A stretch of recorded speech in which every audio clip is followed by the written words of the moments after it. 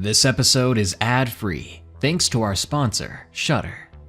Shudder is my absolute favorite streaming service that brings you all your favorite classic horror films, like John Carpenter's Halloween, and even amazing new shows that you should not be missing right now, like Channel Zero, an anthology horror series where every season is a classic creepypasta brought to life. In fact, the first season is about Candle Cove. For only $4.99 a month and $49.99 a year, you can get non-stop thrills and chills. So try Shudder free for 30 days with the link in the description using promo code Darkness Prevails. That's one word. Shudder is available on all your favorite devices like iPhone, Xbox, Roku, Android, and more. And you'll always have something new to watch. New original films and series are being added frequently, and movies you've never seen before are being added from all over the world. I love Shudder and enjoy finding new and obscure foreign films and creature features while working on scripts for new videos, such as a Danish film called The Substitute, about an inhuman substitute teacher. So, what are you waiting for? Support this channel and my sponsor by clicking the link in the description and using promo code Darkness Prevails as one word to get 30 free days of horror. Thanks, Shudder.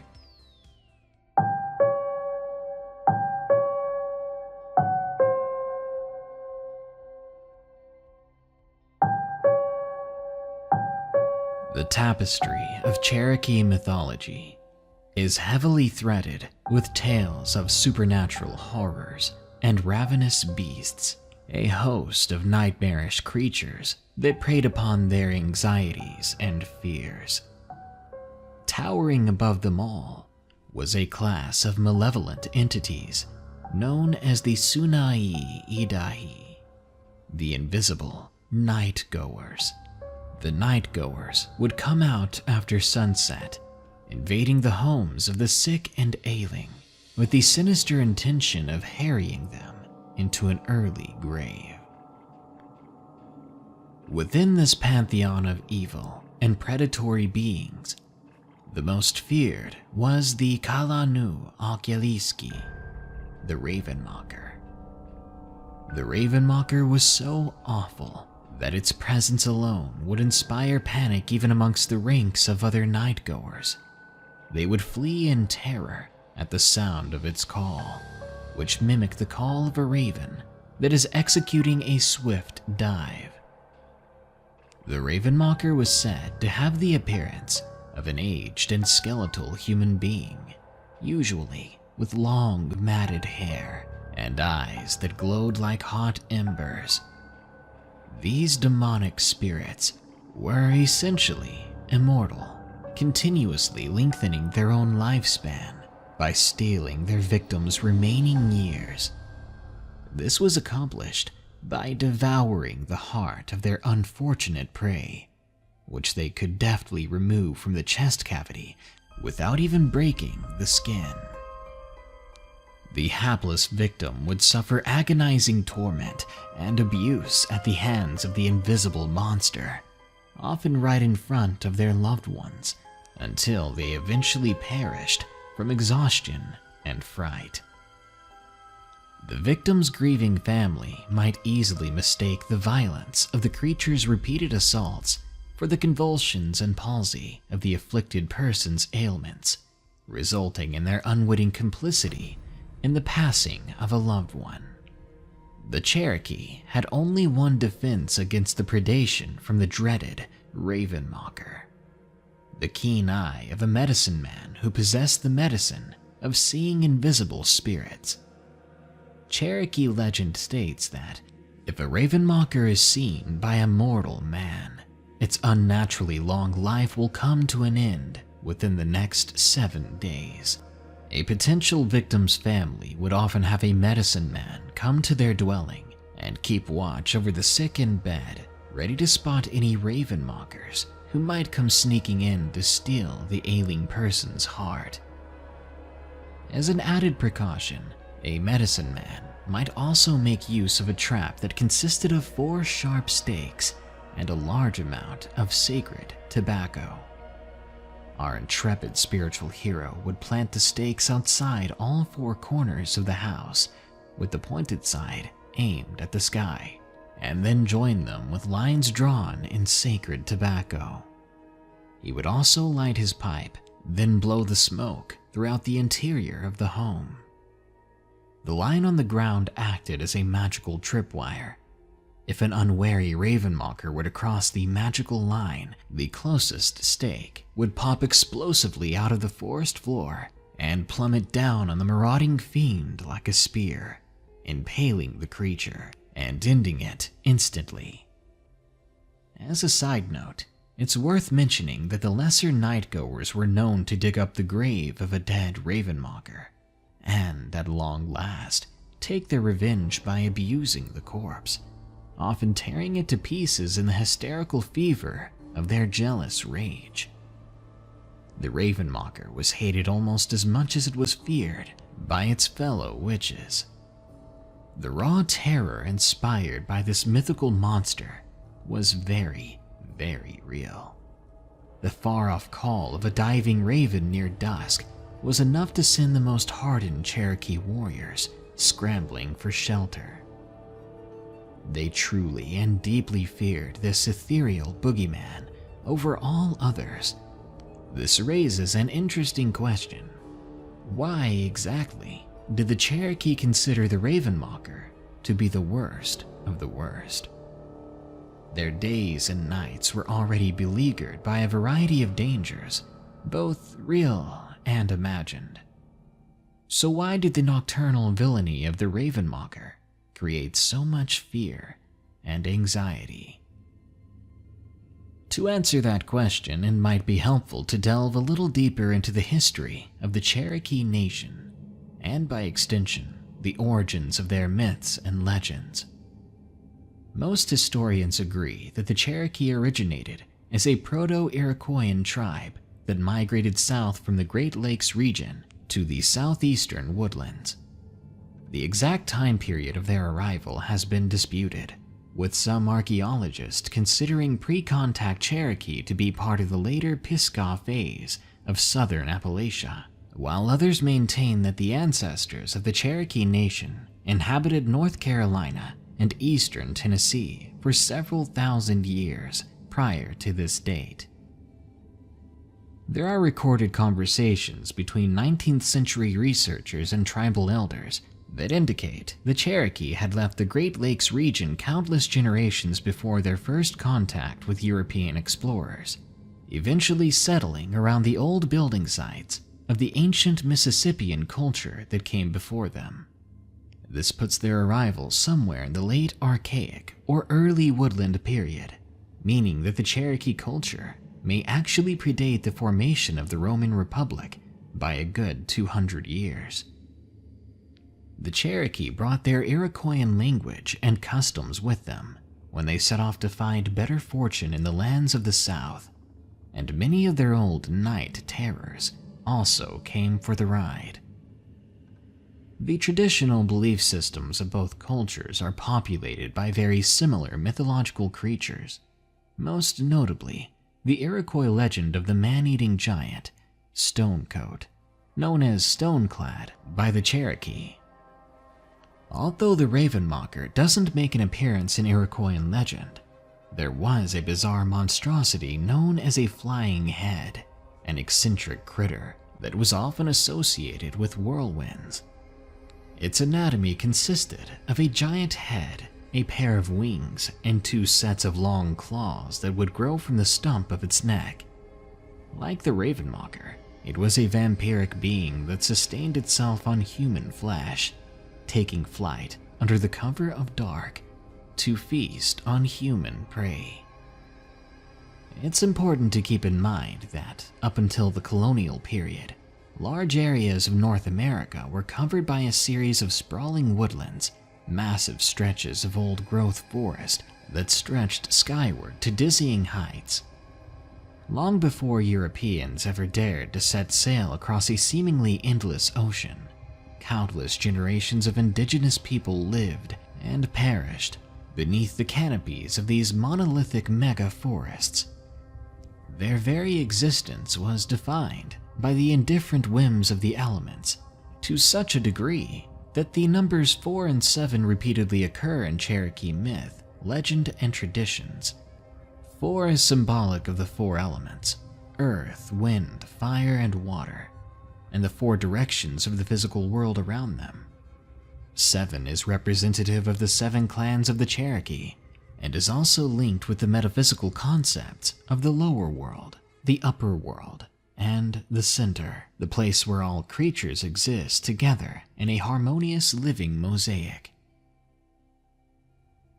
In a world that is completely at the mercy of Mother Nature, one of the worst misfortunes a person might possibly experience was chronic illness. Physical strength was prized for highly practical reasons. Your ability to run, jump, and wield a weapon could be a matter of life or death. Prehistoric hunters did not have the luxury of relaxing in a deer blind with a rifle cradled in their lap and a thermos of coffee by their feet. Big game was hunted with stone arrowheads and wooden spears. In times of drought or some other ecological disturbance, a hunting party might be forced to travel enormous distances in search of game, a marathon trek across difficult terrain, and there would be no guarantee of success. Exhausted and far from the safety of the village fire pit, the hunting party might very well become the hunted party. The primeval forests were the prowling grounds of cougars, wolves, and a multitude of poisonous snakes. The act of warfare was also an exhausting endeavor. After the initial flurry of arrows and other projectile weapons, the battle would degenerate into a close-quarters brawl, a prolonged bloodbath that was fought with war clubs and short-bladed knives crafted from seashells or flint. So, a native warrior's chances of walking off the battlefield in one piece directly correlated with his level of physical fitness. Even domestic work was physically taxing, a dawn-to-dusk test of endurance that revolved around the hauling of water, scraping animal hides, pounding grains into flour with a crude mortar and pestle, and dozens of other physically daunting tasks. In these conditions, it's no wonder that a wasting disease would be considered such a terrible fate. Not only must the afflicted suffer a relatively long and painful demise, but they had been rendered useless in the eyes of the community. The tribal elders, though physically infirm, were still revered for their wisdom, as a villager who'd managed to survive to old age must surely be clever and wise. A younger member of the tribe who was suffering from a long-term illness would at the very least be deeply resented as a burden on their limited resources. In an environment where life is fleeting and your worth is measured by virtue of your ability to contribute, what could possibly be more frightening than redundancy? It's interesting to note that the appearance of the Ravenmocker could be interpreted to resemble that of a person who is suffering from a terminal illness. Cherokee legend describes the Ravenmocker as a hag who is thin, frail, and sickly looking, their skin hanging from their bones, and their eyes burning crimson from within the deep recesses of their sockets. This could easily be a description of someone who is dying of any number of diseases. Alternatively, you could dress this horrible specter in a hooded robe, place a sickle in its bony hand, and you'd have the traditional European image of the Grim Reaper. Another detail that bears scrutiny is the motivation behind the Ravenmocker's nocturnal attacks, which is the removal and devouring of its victim's heart. The heart is, was, and probably will always be significant to humanity at large as a symbol of courage, a symbol of spirit. Throughout the history of mankind, the consumption of a slain enemy's heart has been a common symbolic act, with reasons that vary from the possibility of gaining the fallen man's strength to an expression of pure, unadulterated contempt. In this instance, the Ravenmocker eats its victim's heart in order to absorb their remaining years and maintain a sort of artificial immortality. The Ravenmocker is not an undead spirit, but more a class of underworld creatures that the Europeans interpreted as being a witch. It may not have to abide by the laws of physics, but it's still technically a living creature, a mortal being with a finite lifespan. In an ironic twist, the deadly creature fears the end of its own life. Motivated by the fear of death, it takes the lives of others so that it might continue to exist. The Ravenmocker is unique in the fact that it serves double duty as being a harbinger of death and as the embodied fear of death itself. It is clear that the internment of a body that didn't possess an intact heart was considered taboo, as it is specifically mentioned as a dire consequence of a Ravenmocker attack. In Cherokee mythology, the spirits of mortal men are said to remain on this plane of existence, walking unseen amongst the living. It could be speculated that burial without a heart was seen as a grim sentence to an endless purgatory, where the victim would wander through the afterlife as an incomplete and inferior version of their living self, a spirit without a spirit.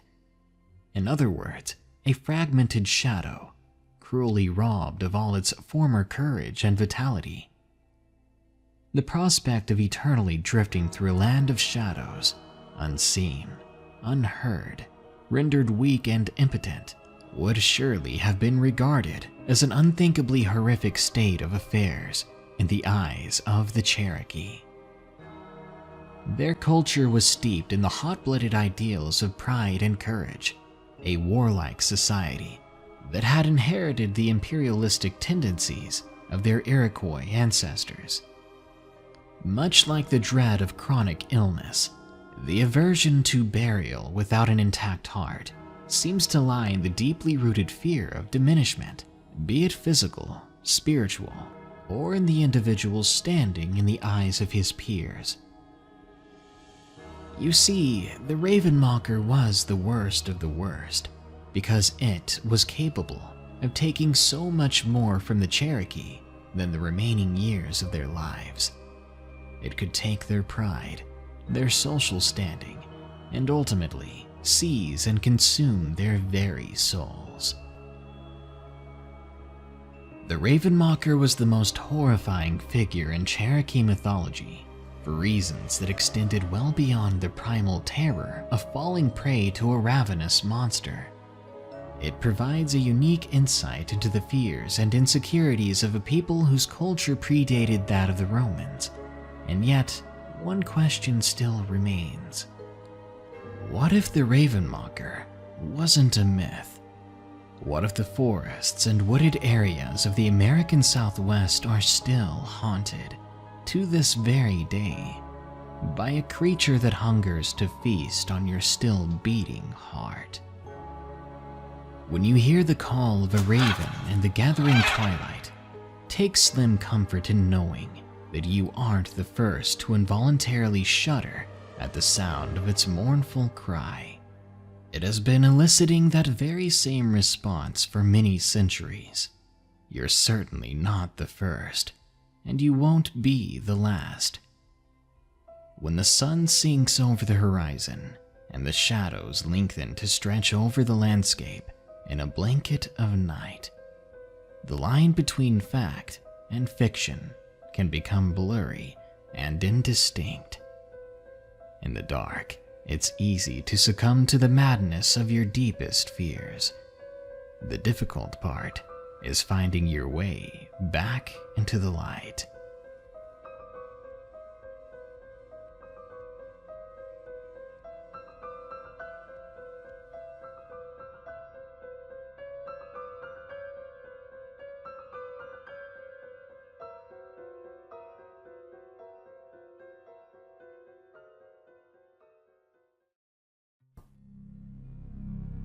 We like to believe we live in a world where everything is normal. Horror movies are just movies. Urban legends are just legends. But there seems to be something underground in the wilds of California that might have you rethinking the way you see the world altogether. This story, titled The Things in the Ground, from a user by the name of Riveting33, shows us that true horror is real, and it's simply waiting deep under your feet, waiting for the right moment. I've been listening to your podcast for a few years now. I started during the lockdowns when I was working from home and needed something to fill the quiet. I burned through your whole back catalog in maybe 3 months, then started over from the beginning. I'm not sure what that says about me, but I heard your Alaskan tree god episode last week. Good stuff, by the way, and I haven't been able to stop thinking about it. Not that I thought it was a lie or crazy, but the opposite. I believed every word of it, and that's what's been keeping me up.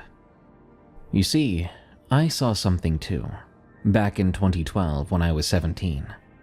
Me and 4 friends out in the desert in Southern California.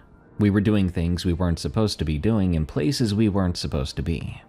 And something came up out of the ground and tried to kill us. Now, whatever it was, it definitely wasn't like the Alaskan tree god thing. But it was the same level of wrongness. That feeling of looking at something that should not exist. So I figured maybe it was time to write this down. Because who knows, maybe someone else will find this familiar and write their own story. And maybe we aren't the only ones who have encountered it. The name's Corey. I'm 28 now. I work as an electrician. But when I was 17, I saw something that I still can't explain. Here is what happened. During the summer of 2012, I was between junior and senior years, and I was absolutely convinced I would live forever.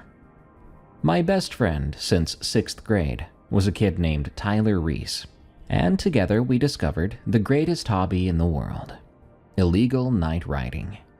I should explain what that means. Tyler's family had money. Technically not rich, but very comfortable. And for his 16th birthday, they bought him a Yamaha dirt bike. A beautiful machine, way nicer than anything I could afford. I had a beat-up Honda that I'd bought with 2 summers of lawn mowing money. And our friends Danny and Owen had these old ATVs they'd picked up secondhand. Clunkers, but they ran. The legal places to ride were boring. Designated trails with really low speed limits. Park rangers that would hassle you for everything you did. So we started to explore.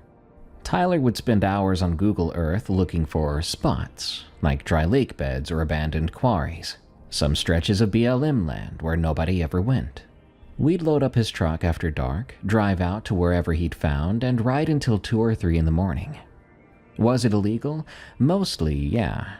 Trespassing, riding without permits, noise violations, probably a dozen other things we didn't even know about. Did we care? Not even a little. We were 17. We were invincible. And there's nothing like flying across the desert at night with the stars stretched out above you, your headlight cutting through the black in front of you, and the cold air hitting your face. It's the closest thing to freedom I've ever felt. There were 5 of us that night. Me and Tyler on our dirt bikes, Danny and Owen on the ATVs, and Tyler's girlfriend, Keely, who'd ride on the back of Tyler's bike, and somehow never complained about the dust or the cold or the hours of sitting on an uncomfortable seat. She was impressive. Keely really was something else. Most girls I knew back then would have wanted nothing to do with our stupid desert adventures. But Keely was different. She was practical and tough and didn't scare easy. She'd grown up on a ranch outside of Barstow and had probably seen more harsh country by the time she was 12 than most people do in their whole lives. Tyler was lucky to have her. We all knew it, including him.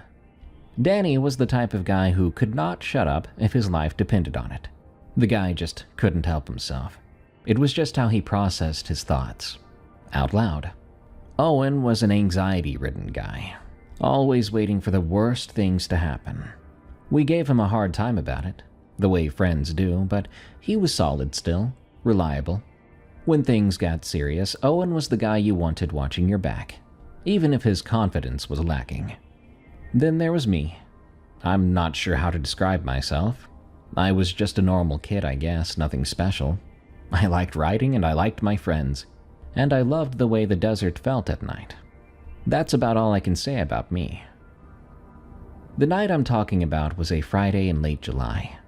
It was hot as heck during the day. Maybe 115, even 120 in the sun, but once the sun went down, it cooled off fast. By 9 o'clock, it was almost pleasant. By midnight, it'd be downright cold. That's the desert for you. Tyler had found a new spot, a dry lake bed about 40 minutes outside of town, surrounded by these low, rocky hills. He'd seen it on these satellite images and got all excited. It was flat, open, no obstacles, no trails, no one around for miles. Perfect. We loaded up around 8. 2 dirt bikes in the bed of Tyler's truck, the ATVs on a trailer behind, a cooler full of water and energy drinks, and of course helmets, goggles, gloves. We had done this enough times we had the routine down.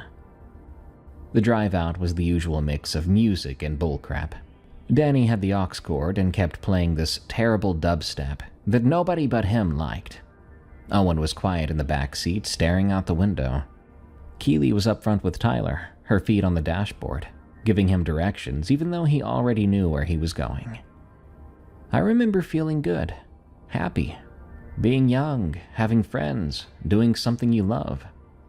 I didn't know it at the time, but that was probably the last night I would ever feel that way. Completely carefree, unaware that the world had things in it that could change you. We got to the lake bed around 9:30. We unloaded the bikes, the ATVs, and we geared up. The sun had been down for about an hour, and the sky was that deep purple color it gets before full dark. The stars were just starting to come out, and they looked great out here. "All right," Tyler said, pulling on his gloves. "Same rules as always. Stay in sight of each other. If you break down, kill your engine and wait, someone will come back for you. And if you see headlights that aren't ours, scatter and meet back at the truck." "Yes, Mom," Danny said. "I'm serious. I don't want to have to explain to someone's parents why their kid got arrested for trespassing on federal land." "Has that ever actually happened?" Keely asked. "No, and I want to keep it that way." We started riding. God, it was beautiful out there. The lake bed was perfectly flat, better than we had hoped, full of hard-packed dirt that was almost like pavement. You could open up the throttle and just go. Nothing in your way, nothing to worry about. The hills rose up around us like the walls of an arena, black shapes against stars. The only sounds were our engines and the wind. We raced each other across the lake bed, pulling stupid stunts, seeing who could get the most air off the little ridges and bumps. Danny almost wiped out, trying to do a donut, and ended up spinning in circles for about 30 seconds while we laughed at him. Owen, despite being the nervous one, turned out to be the best at wheelies. He could hold one for 100 yards without breaking a sweat. At around 10:30, I stopped to adjust my goggles. The strap had been digging into the back of my head, and I needed to loosen it. I killed my engine and sat there for a minute, enjoying the silence. And it was at that moment I felt something. The ground was vibrating. I was like, is this just me? Maybe some residual buzz from the bike, my body still humming from the ride? But it wasn't. There was something beneath me, something in the ground itself. There was a low, rhythmic thrumming, vibrating my feet, going up my legs and into my chest. I looked around. The others were still riding, their headlights sweeping across the lake bed. They hadn't noticed anything. Then Danny killed his engine. He'd stopped maybe 50 yards away to take a leak, and I saw him freeze, saw him look down at the ground. "Hey!" he shouted. "Do you guys feel that?" One by one, the others stopped. Tyler, then Keely, then Owen. The engines died, the headlights pointed in different directions, and in the sudden quiet, we could all feel it. Something was moving beneath us.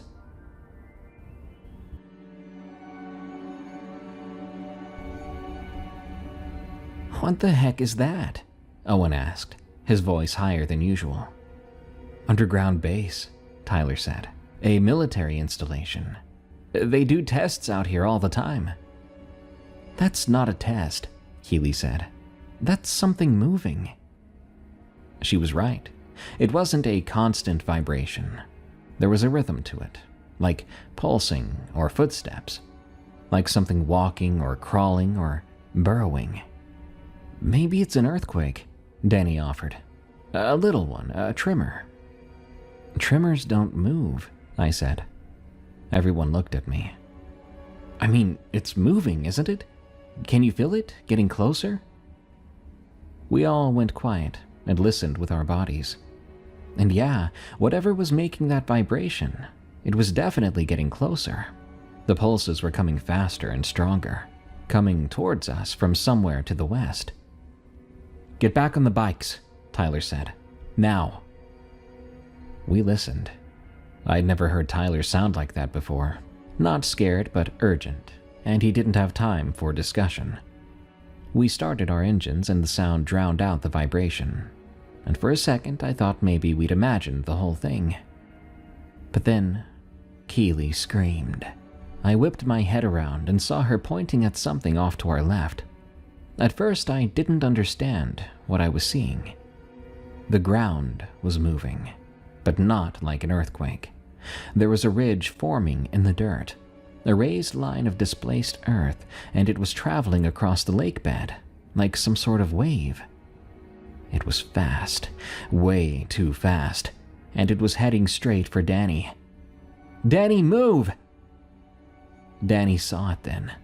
His eyes went wide and he gunned his ATV, veering hard to the right. The ridge changed direction. It actually started to follow him. I watched, petrified, as Danny pushed his ATV as fast as it would go. But the ridge of earth closed the distance fast. 20 yards, 10 yards, 5. And then it stopped. Just stopped. That wave froze in place maybe 10 feet from Danny's ATV. The vibration ceased and everything went still. For about 3 seconds, nobody moved and nobody breathed. And then, the ground collapsed. It didn't happen where Danny was. It happened where the ridge had stopped. A section of earth about 6 feet wide just fell in on itself, like a trap door opening, like there'd been nothing underneath it. Dirt and rocks tumbled into shadows, and I heard this sound, this wet, grinding sound, like something retreating. I saw it. Just for a second, in the shadows of that hole, something pale, something that moved in a way that made my stomach twist up in these knots. It was pulling back, withdrawing into the earth. And then it was gone. "What the heck?" Danny whispered, then shouted, "What the heck was that?" "We're leaving," Tyler said. "We should go now. Everybody move."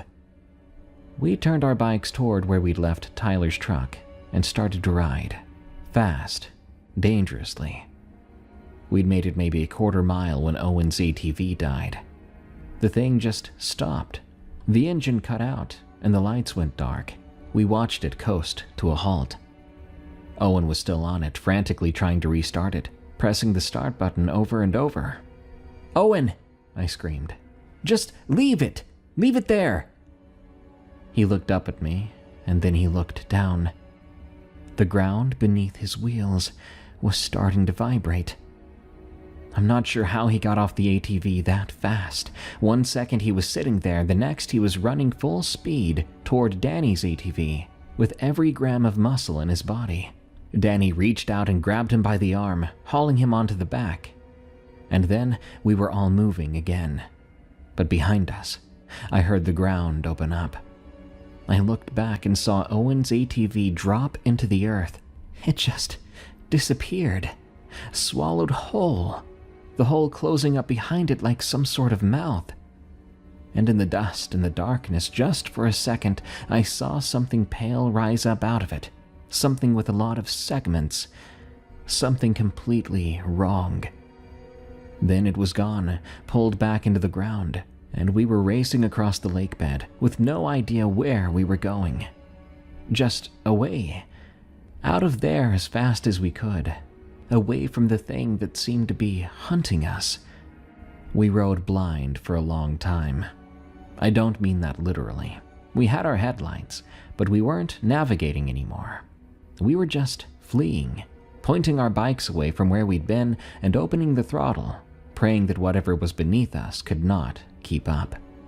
It wasn't until Tyler finally slowed down and signaled for us to stop that I realized we had no idea where we were. The lake bed all looked the same, flat and featureless, the hills rising up in every direction, the sense of freedom gone, replaced by a sense of imprisonment. We'd come in from the southeast, parking the truck near a gap in the hills that Tyler had marked on his phone. But in the chaos of our escape, we'd gotten completely turned around. I couldn't tell which direction was which. The stars weren't helping. I'd never learned to navigate by the stars. And even if I had, I was too panicked to think clearly. "Where's the truck?" Danny asked. He was breathing hard, and Owen was still clinging to his back, arms wrapped around Danny's waist. "I don't know," Tyler said. "What do you mean you don't know?" "I mean I don't know, Danny. I was a little busy trying not to get swallowed by the freaking ground." Okay. Danny ran a hand through his hair. "Phones.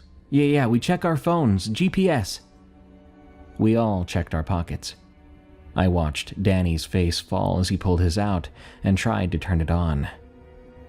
"Of course it's dead," he said. "Forgot to charge it." Keely checked hers, pressed the button. Nothing. "Sorry. It was already at like 40% when we left, and I used it for the drive." Tyler's screen lit up. "Mine's good. 12%, but I've got no signal." Owen was the last to check. His hands were a trembling mess. He nearly dropped the phone twice. 34%, he said. "But no signal here either." "We need to get somewhere higher," Tyler said. "Those hills. We get up on those ridges, maybe we can get a bar, figure out where we are." Nobody had a better idea, so we started to move again, slower this time, heading toward the nearest hill. Our engines seemed impossibly loud now, and every few seconds my whole body would tense up as I mistook every new vibration as the ground possibly opening up beneath me. But it did vibrate, I think, twice during that ride. It was distant, far off to our left somewhere, and it wasn't coming any closer. Not yet. Whatever was down there, it seemed to be circling the edges of the lake bed. I'm not sure why. We made it to the base of the hill and killed our engines. The silence out there was nauseating. You could hear everything. The wind, insects, the sound of your breathing, and beneath it all, if you listened hard enough, there was the faint rhythmic pulse coming from somewhere underground. "We climb," Tyler said. "Leave the bikes here. They'll be fine." "And if they're not?" Danny asked. "Then we walk home." "Would you rather be on it when it gets swallowed?" Danny shook his head slowly. "Then come on." The climb was brutal. The hill wasn't that tall, maybe 100 up to 150 feet, but the terrain was all loose rock and brush, and we had to make the trip in the dark. Danny twisted his ankle about halfway up, stepping wrong on a rock that shifted under his weight. I could tell he thought it was the thing for a second, underground. He half screamed, but after Owen caught him mid-fall, he realized it was nothing. "I'm fine," Danny said through gritted teeth. "It's fine, just keep going." Keely scraped her palms raw on a fall near the top, caught herself on a jagged piece of rock. I could see blood on her hands in the moonlight, dark and shiny. But she didn't complain, just wiped it on her jeans and kept climbing. We made it to the ridge around midnight. I remember checking my watch, an old digital Casio my dad had bought me, and I saw the numbers glow in the dark. 12:07 a.m. Below us, The lake bed stretched out like a pale scar in the moonlight. From here I could see our vehicles at the base of the hill, 3 motionless silhouettes clustered together. I could see the hole where Owen's ATV had gone down, a dark pit maybe 200 yards from where we'd originally stopped. And I could see the ground moving. But there were 3 now, 3 separate ridges crisscrossing the lake bed in long sweeping arcs. They moved like sharks circling a raft, never getting too close to each other, but never straying too far from our abandoned bikes. "Oh, Christ," Danny whispered. "There's more than one?" Owen said. His voice was barely audible. "There's more than one of them." Nobody responded. Tyler pulled out his phone after a while. The screen lit up his face, made him look pale and ghostly. "1 bar," he said. "Weak, but it's there." "Call your parents," Keeley said. Tyler dialed. We all watched, holding our breath. He put the phone to his ear and waited. His expression didn't change. "Crap, voicemail," he said. He tried again. Same result. "They're asleep. Phones are probably in the kitchen. They do that." "Try mine," Owen said, and gave Tyler the number. Same thing. Voicemail. "Okay, our parents are in bed. That's normal. That's fine. Just call 911. Owen looked at me. "And what are we gonna say, man? There's a monster chasing us?" "Not necessarily. We tell them we're stranded. We tell them something is stalking us, a wild animal. They'll send someone. They have to." "They're gonna think we're pranking them." "You got a better idea?" Owen didn't. He took his phone from Tyler and stared at it. I think he was trying to figure out what to say without sounding crazy. Then he dialed. I couldn't hear the other end of the conversation, but I could hear Owen's side, and that was enough. "Hi, yes, I need help. We're stranded in the desert, outside of..." He looked at Tyler, who mouthed a location. He told them, then said, "We're on BLM land, a dry lake bed surrounded by a bunch of hills." A pause. "No, we're not injured. Not yet, but there's something out here, an animal. It's been stalking us." Another pause. Longer this time. "I don't know what kind.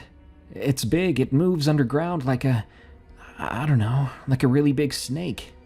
Maybe, but it's not a snake. It's been chasing us." I watched Owen's face as the dispatcher asked questions he couldn't answer. I could imagine. What does it look like? I don't know. How big is it? I don't know. Big enough to swallow an ATV. Is it venomous? How would I know that? "She's giving me advice," Owen said to us, covering the phone. "For predatory animals, make noise, make yourself look big, don't run." Danny rolled his eyes. "Does she have advice for something that hunts from underground? If not, maybe she's got a nice chili recipe we could try out." Owen didn't respond. He went back to the dispatcher. "We're on a ridge, a hill overlooking the lake bed. No, I don't know the exact coordinates. We drove about 40 minutes from... Yes, we'll stay on the line." He stayed on the line.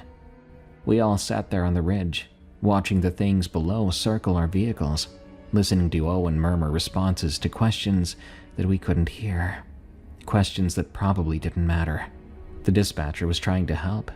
I'm sure she was doing everything by the book, but the book didn't have a chapter on this. They're sending someone," Owen said. "A unit to search the area. She says we should stay where we are." "How long?" Tyler asked. She doesn't know. They have to figure out where we are first. Yeah, she says if we stay on the line, she should be able to..." His phone died mid-sentence. The screen just went dark, and that was it. Our last connection to the outside world. Gone. Owen stared at the dead phone in his hand. Then he slowly put it back in his pocket and didn't say anything. We sat on the ridge until almost 2 in the morning. We were all too tired, too scared to talk. We just watched the lake bed, watching those things circling, hoping to see headlights on the access road soon. A police cruiser, a search party, anything. But nothing came.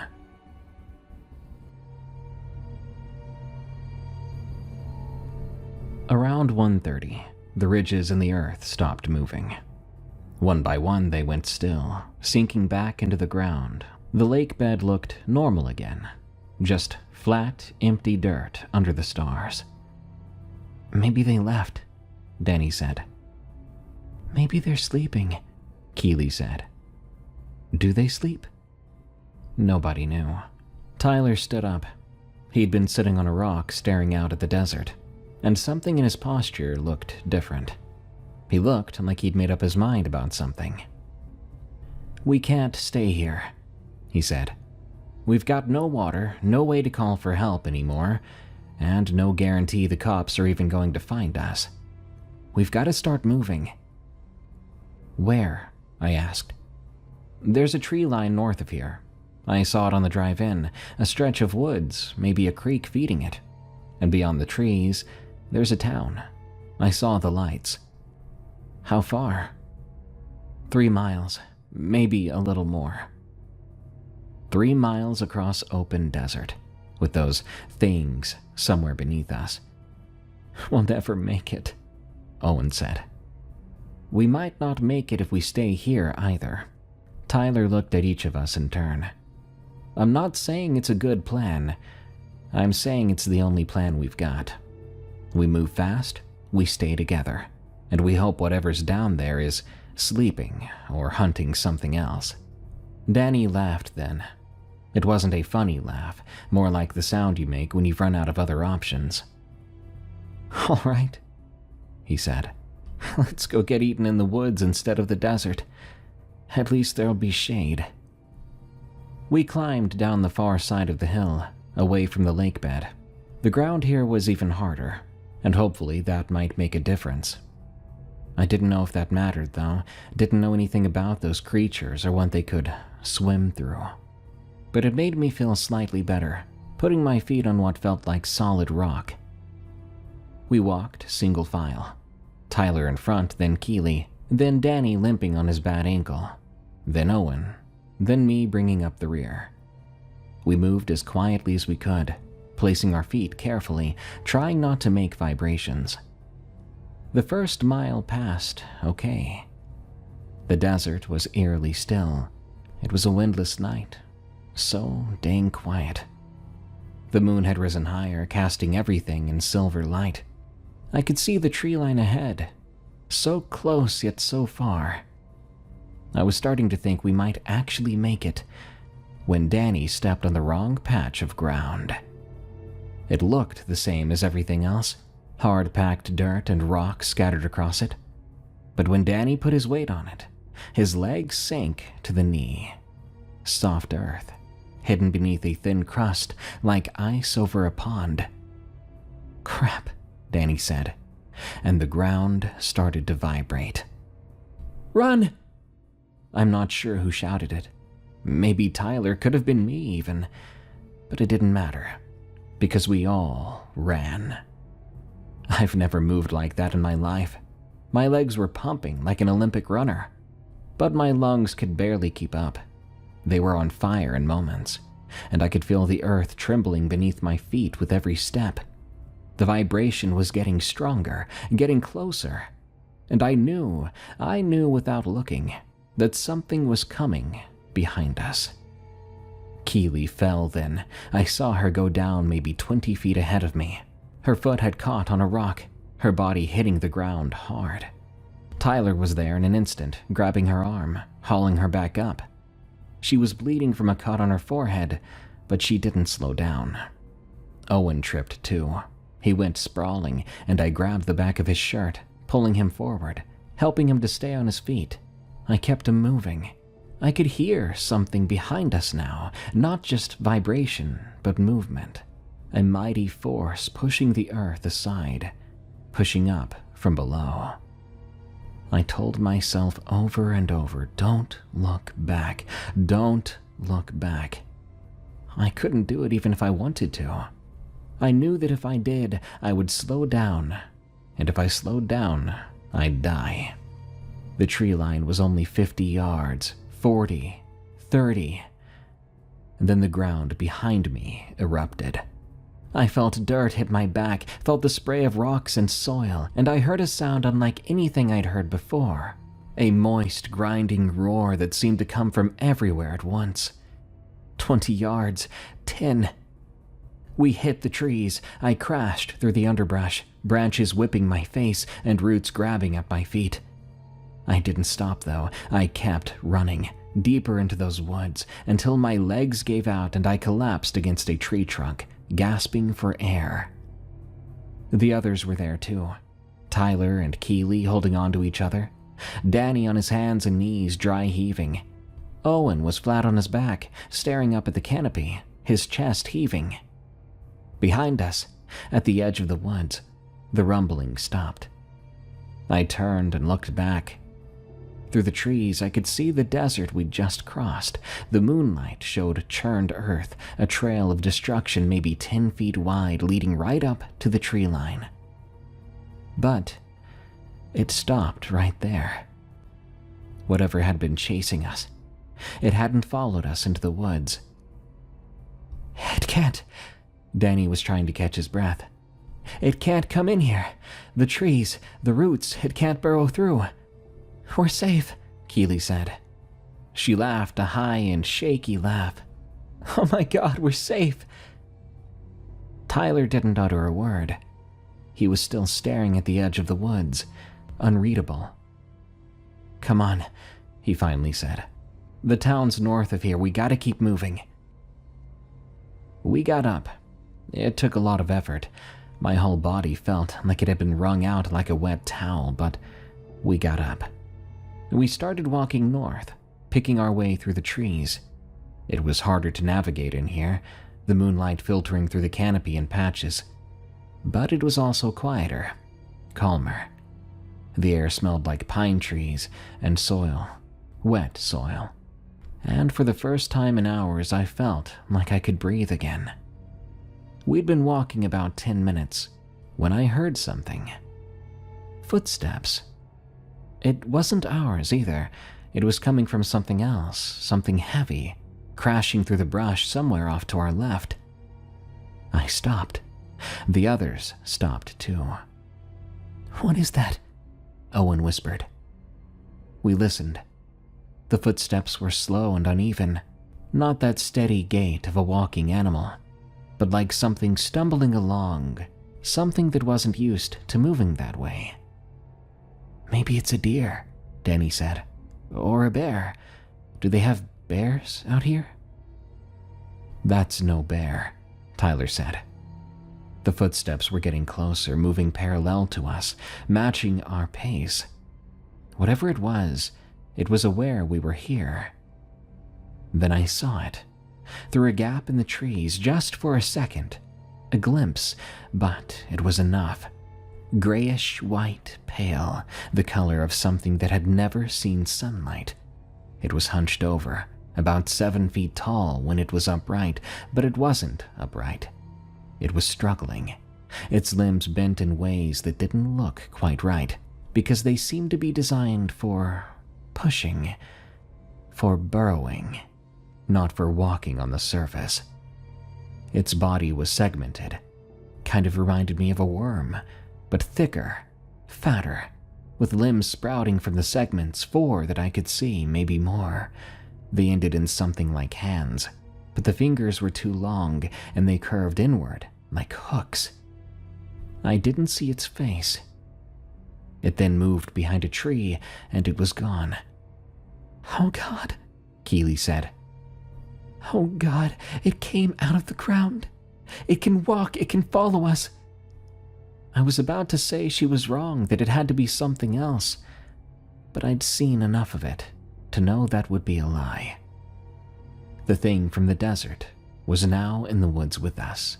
At least one of them was, and there was nowhere left to run. We all stopped moving, and we waited. We stood there in the dark, 5 terrified teenagers frozen between the trees, listening to the sound of something heavy moving through the woods, only about 30 yards away. The footsteps had stopped, but I could hear other sounds now. Cracking branches, undergrowth rustling, and a wet huffing noise that might have been breathing. "What do we do?" Owen's voice was barely audible. Tyler didn't say anything at first. He watched unblinkingly in the direction where we'd seen the thing. I could see him clenching his jaw over and over, and his hands were clenched into fists. I'd known Tyler since we were 11 years old, and this was the most fear I'd ever seen on him. He was truly and deeply scared. "We keep moving," he finally said, "north toward the town. We move quiet, but we move fast, and we don't stop for anything." "It's between us and the town," Keeley said. "Then we go around it." "And if there's more than one?" Tyler looked at her. In the dim light coming through the trees, I could see something pass between them, a silent communication that couples develop. "Then we deal with it when that happens," Tyler said. "But we can't stay here." He was right. Standing still was not an option. Whatever that thing was, it knew where we were. If we didn't move, it would eventually come to us. We started walking again, slower now, more careful. Tyler led us at an angle, veering east to put distance between us and where we'd seen the creature. The woods were thick here, lots of undergrowth, and every step seemed to make noise no matter how carefully we placed our feet. Danny was struggling.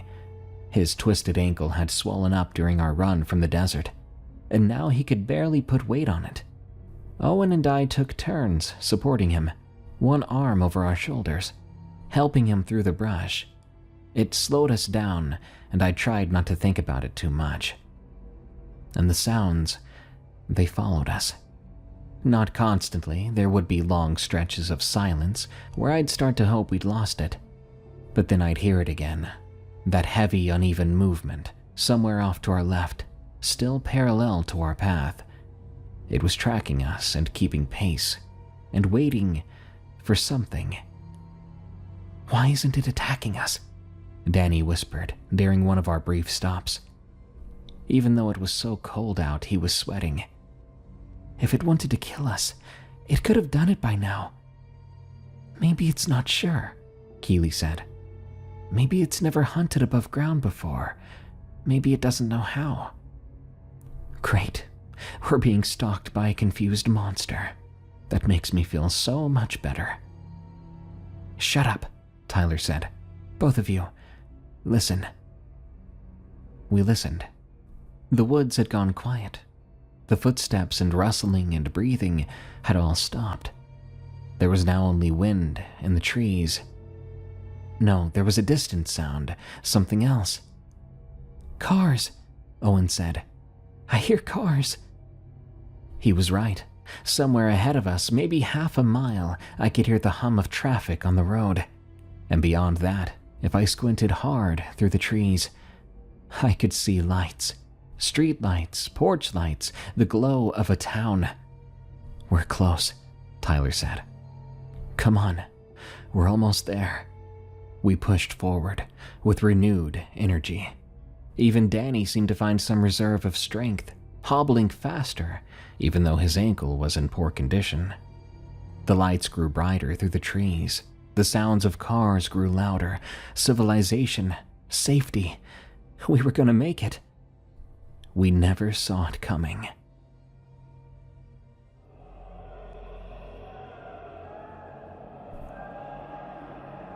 The creature hit us from the right. One second we were walking. The next second, something massive crashed through the undergrowth and slammed into Tyler, sending him sprawling. Keeley screamed. Tyler hit the ground hard, rolling, and he came up swinging. But the thing was on top of him. I could see it now, really see it, and my brain couldn't process what it even was. It was truly pale, almost glowing in the dark kind of pale. Its skin was slick and glistening, like something that was never meant to see open air. The segments of its body pulsed and contracted as it moved, each one rippling independently, like the thing was made of dozens of smaller creatures fused together. Its limbs, I still counted 4, were nearly infinitely jointed, sickeningly flexing and bending. They ended in these thick, hooked appendages. It was obviously designed for digging and for pulling things down into the dark. And its head, just a blunt mass at the front of its body, with a vertical split that opened and closed in a way that suggested a mouth. The slit was ringed with something that looked like teeth, but I don't think they were. They were moving like these rasping plates, like what you'd see on a lamprey, designed for grinding, for wearing away. That's what I saw in the half-second before Tyler kicked it in what I assumed was its head. From that angle, I didn't see its face. If it had one, that is. Only Tyler could see it. But at the time, I wasn't thinking about that. His boot connected with a wet thud against the creature's head, and the thing recoiled. I don't think it was hurt. It looked more surprised. It pulled back, limbs scrambling for purchase on the forest floor. Then Tyler was up and running before it could recover. "Go, go, go!" We ran. There was nothing else to do. Danny's ankle didn't matter anymore. The noise we made didn't matter either. We crashed through the woods like animals fleeing a forest fire. The creature came after us. I could hear its heavy, uneven gait, faster now, more confident. It was learning, adapting. Every second it spent above ground, it was getting better at moving through the environment. Then Owen went down. I saw him get his foot caught on something, and he pitched forward, arms pinwheeling. Then he was on the ground, and the creature was right there on top of him. I didn't think in that moment. I just acted. I grabbed a branch off the ground, some dead wood, maybe 3 feet long, and I swung it at the thing with everything I had. There was a thud. I felt the impact travel up my arms, and I felt the branch break and splinter. The creature made a sound, high-pitched, a sort of shriek, and it turned toward me. For one horrible second, I was face to face with it. That eyeless head, that grinding mouth, close enough that I could smell it. This rank mineral odor like wet clay and rotting meat. And now I was certain this thing just didn't have a face. Then Tyler was there, grabbing Owen, hauling him up. Danny was there too, throwing rocks, anything he could find. Keely was screaming at me to run. And so I ran. We burst out of the tree line, and suddenly there was open ground ahead of us. A grassy slope leading down to a road, streetlights, houses, a gas station with its lights still on. The town. We'd made it to the town. I risked a look back. The creature was at the edge of the woods. It had stopped there, its body partially hidden by the trees, that eyeless head turning back and forth like it was sensing us, or something else. Maybe the streetlights, or the sounds of cars and the presence of people. It didn't follow us into the open. I don't know why. Could have been the light or the hard pavement. Nothing to burrow into, nowhere to retreat. Maybe it just knew on some instinctual level that this was not its territory. Whatever the reason, it stayed at the tree line and watched us without eyes. Its mouth opened and closed repeatedly, grinding plates catching the distant light. Eventually it turned and disappeared back into the woods. We did not stop running until we reached the first building we could find. It was an apartment complex, 2 stories, maybe 20 units. One of those cheap stucco buildings you see all over Southern California. There was a light on in one of the ground floor units, and Tyler ran straight to the door, starting to pound on it. "Hello? Please, we need some help. Please open the door." For For a terrible moment, I didn't think anyone would come. I thought maybe whoever lived there was going to ignore us, pretend they hadn't heard, and we'd be stuck out here in the open, with that thing still somewhere in the woods behind us, still unsure if it could follow us out. But then the door opened. A woman stood there in a bathrobe, maybe 45 or 50 years old. She had curlers in her hair and a cordless phone in her hand. She was looking at us like we were aliens who had just landed on her doorstep. Which in a way, I guess we were. "Please," Keely said. She was crying, tears cutting tracks through the dirt and blood on her face. "Please help us. Something's chasing us. We need to call the police." The woman looked at Keely, then at the rest of us. 5 filthy, bleeding, terrified teens standing on her welcome mat at 4 a.m.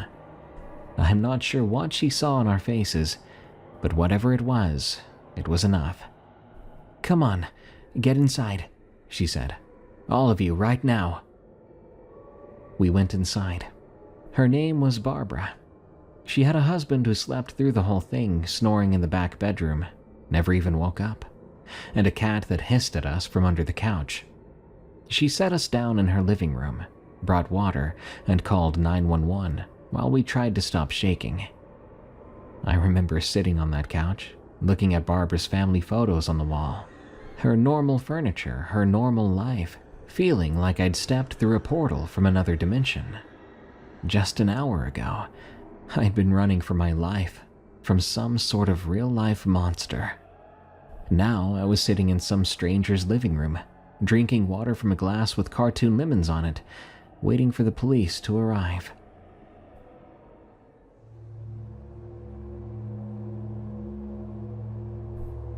The cops came about 20 minutes later. 2 of them, a man and a woman, both looking very tired and skeptical.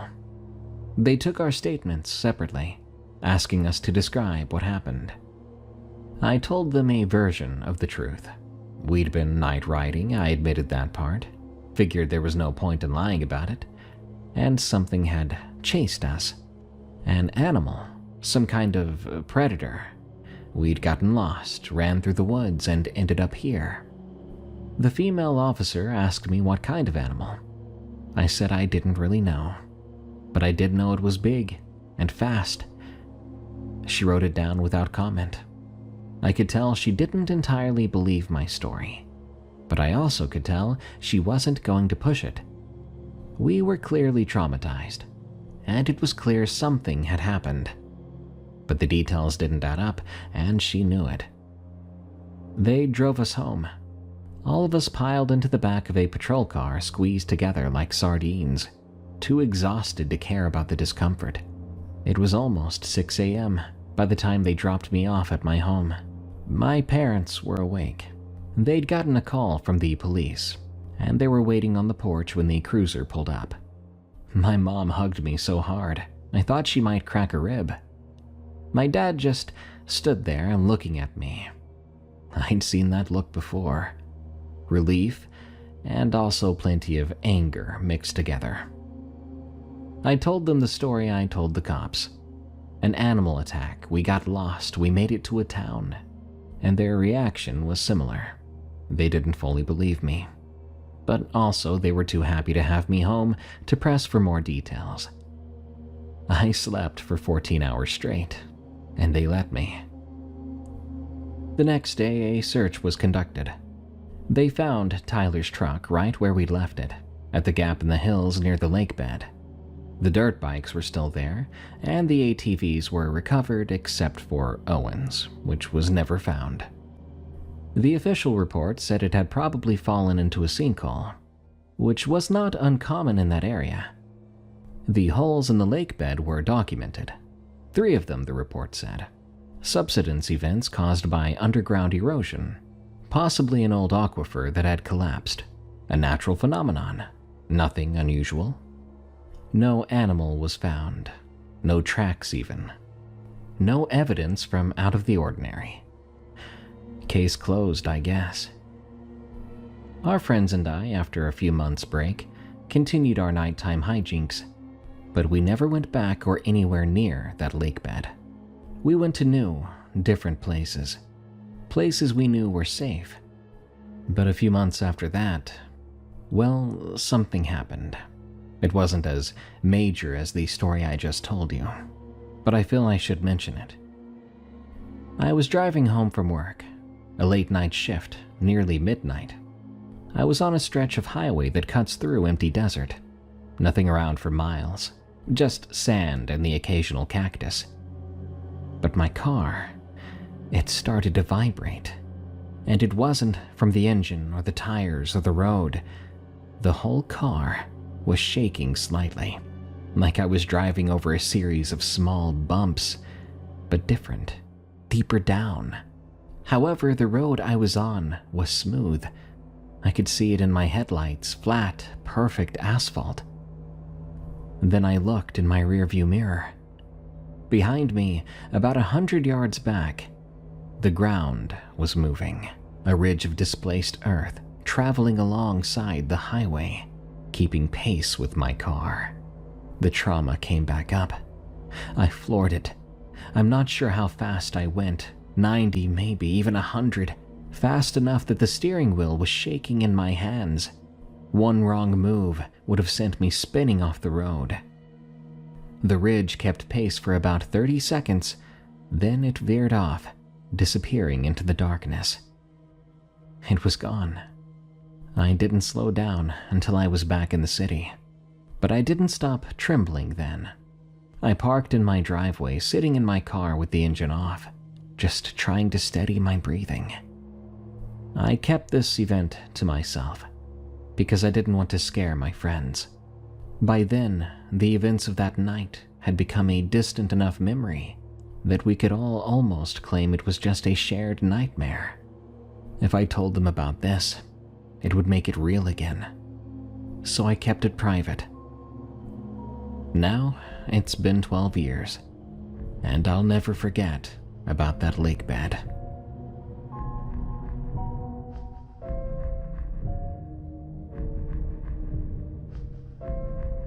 When I was a kid, I remember playing Lava Monster or Tremors, based on the movie with Kevin Bacon, where we would run and jump around on playground equipment or trees, and you could not touch the ground because the person who was it would get you.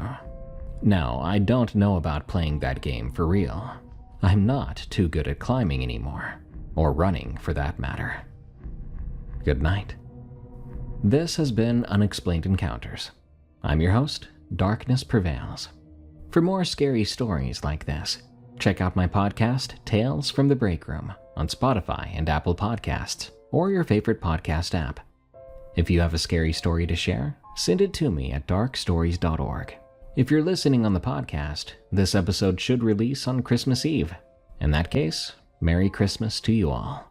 I hope you get everything you want, and you have a great, warm time.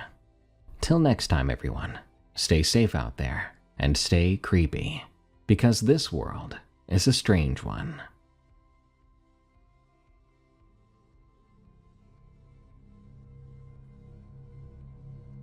There exists a creature similar to the Skinwalker or Wendigo that is not either of those monsters, but something uniquely disturbing. Whatever it truly is appears to haunt the lands of the Four Corners region, and it likes to find people to stalk for months at a time, some who disappear forever. A viewer by the name of Visibond24 sent me this story titled, "It Can Only Be the Fleshgate," which tells of his terrifying encounter with something that may be even the Navajos' worst fear.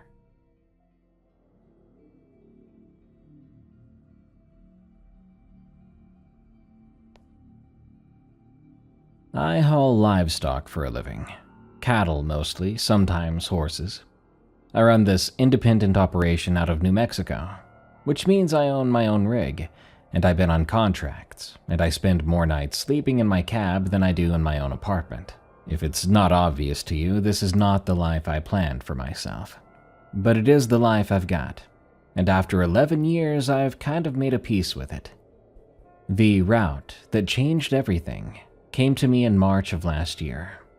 A logistics company I'd been trying to get on with for 2 years had a contract hauling beef cattle between ranches and auction houses across the Four Corners region: Arizona, New Mexico, a little bit of Utah, and Colorado.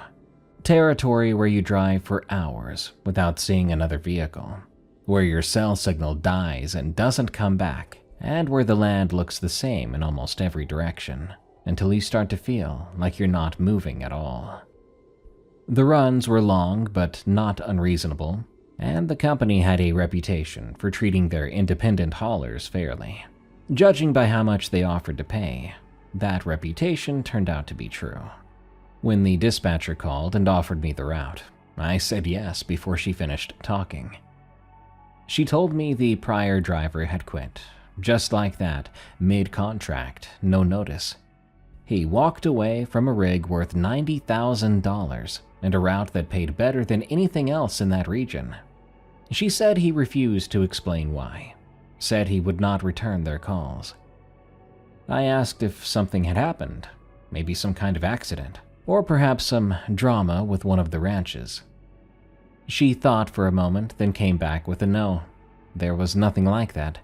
She said sometimes guys just burned out. The isolation got to them. It happens. I didn't push it then. I needed the work, and that sounded like a good explanation to me. The first run was a Monday. I picked up 32 head of Angus from a ranch on the Arizona side of the reservation and hauled them southwest toward a feedlot a few hours away. This was a typical route, which I'd done 100 times before on other contracts. Nothing special about it. 8 hours of driving, broken up by mandatory rest stops, an overnight layover at a ranch along the way to let the animals rest and water. Then another 4 hours to the destination. The loading went without a hitch. The cattle were calm, which isn't always the case in this business. Some herds spook easy, especially if they've been handled rough or if there's weather coming. But these were good animals. They were well managed, and they walked up the ramp into the trailer without much of a fuss. I checked my water tanks, checked the ventilation, did my walk around, then I pulled out before noon. The drive was so quiet. I listened to the radio until the stations faded to static. Then I drove in silence for a long while. The land out there helps to empty your head. You see just red rock and scrub brush and sky so big, it makes you feel like you're at the bottom of something, instead of on top of it. To be honest, I've always liked that feeling. Some guys hate the isolation, but I've never minded being alone. I made my first rest stop around 4 in the afternoon. Federal regulations say you have to give livestock a chance to rest and rehydrate every so often, so I pulled off at a wide spot in the road, got out, and walked back to check on the herd. They were fine. They were standing in loose groups the way cattle do. A few of them were drinking from the trough. I counted heads, to be sure, checked for injuries, and I made sure nobody was down. Everything was A-OK. But when I started walking back to the cab, I stopped. I'm not sure why. There wasn't anything to see. The desert around me stretched on in every direction, flat, dotted with juniper and sage, empty all the way to the horizon. There were no other vehicles or landmarks, nothing moving. I stood there for a few seconds, just looking. There was this feeling inside me, like I was forgetting something. I think we're all familiar with that feeling. It was like I left the stove on or missed an appointment. It became a nagging itch at the back of my skull. Something was wrong and I simply couldn't figure it out. I shook it off, telling myself if it was something that wrong, I would have remembered it. I got back in the truck. Later on, the overnight stop was at a ranch about 40 miles off the main highway. The rancher who owned the property was a guy who had been running cattle out there for decades. The company I drove for had an arrangement with them. Their haulers could use his property as a rest stop, water the animals, sleep in their cabs for the night. In exchange, the company paid him a monthly fee, and his hands would help with loading and unloading. I pulled in around 7. The sun was going down, a long, slow fade. The rancher wasn't around, but one of his hands met me at the gate, showing me where to park. He was a young, maybe 25-year-old guy, and didn't talk much. He helped me run the cattle into a holding pen where they could spread out for the night, then pointed toward a water spigot where I could refill my tanks in the morning. I asked him if the rancher would be around later. He said probably not. I asked if there was anything I should know about the area, any problems with the route or the prior driver. He looked at me for a moment, reminded me of someone trying to make a decision in their head, then shrugged and said he didn't know anything about that. I thanked him and he left. I ate dinner in my cab.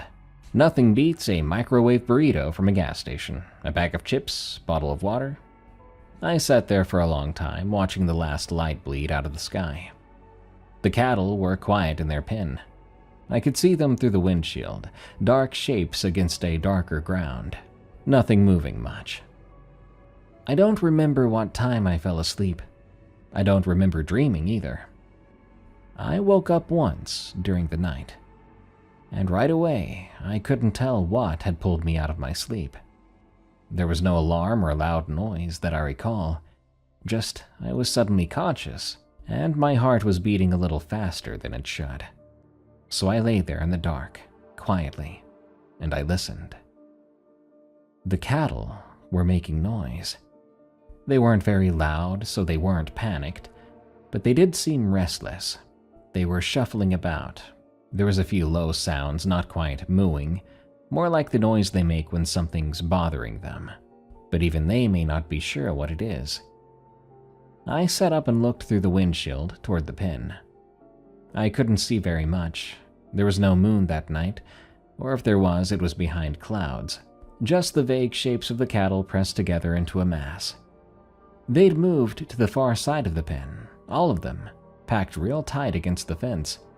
I could see the dark bulk of them clustered there, facing away from the open desert, facing away from the dark. Wanting to know what they were up to, I watched for a while. The sound of them settled down after a few minutes, and whatever had bothered them seemed to pass.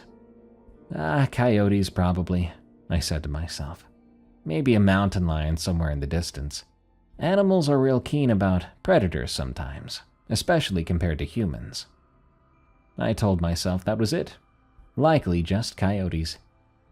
I lay back down and stared at the ceiling of the cab for a while before I fell asleep again. In the morning, I got up with the sun and walked out to check on the herd. They were calm now, standing in normal, loose groups, drinking from the trough, acting like nothing had happened the night before. I counted heads. All 32 accounted for. I was walking back to the truck when I noticed marks had been left in the dirt.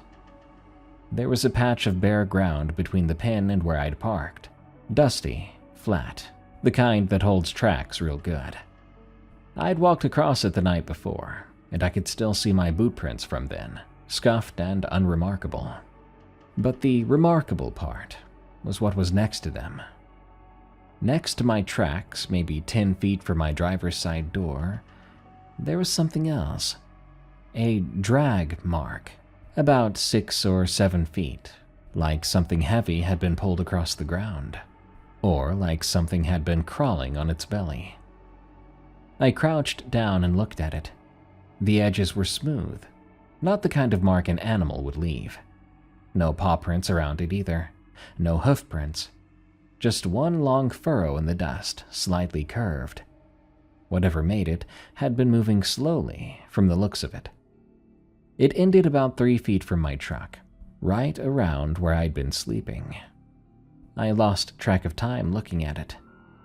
Eventually, I stood up, finished my walk around, and got back on the road.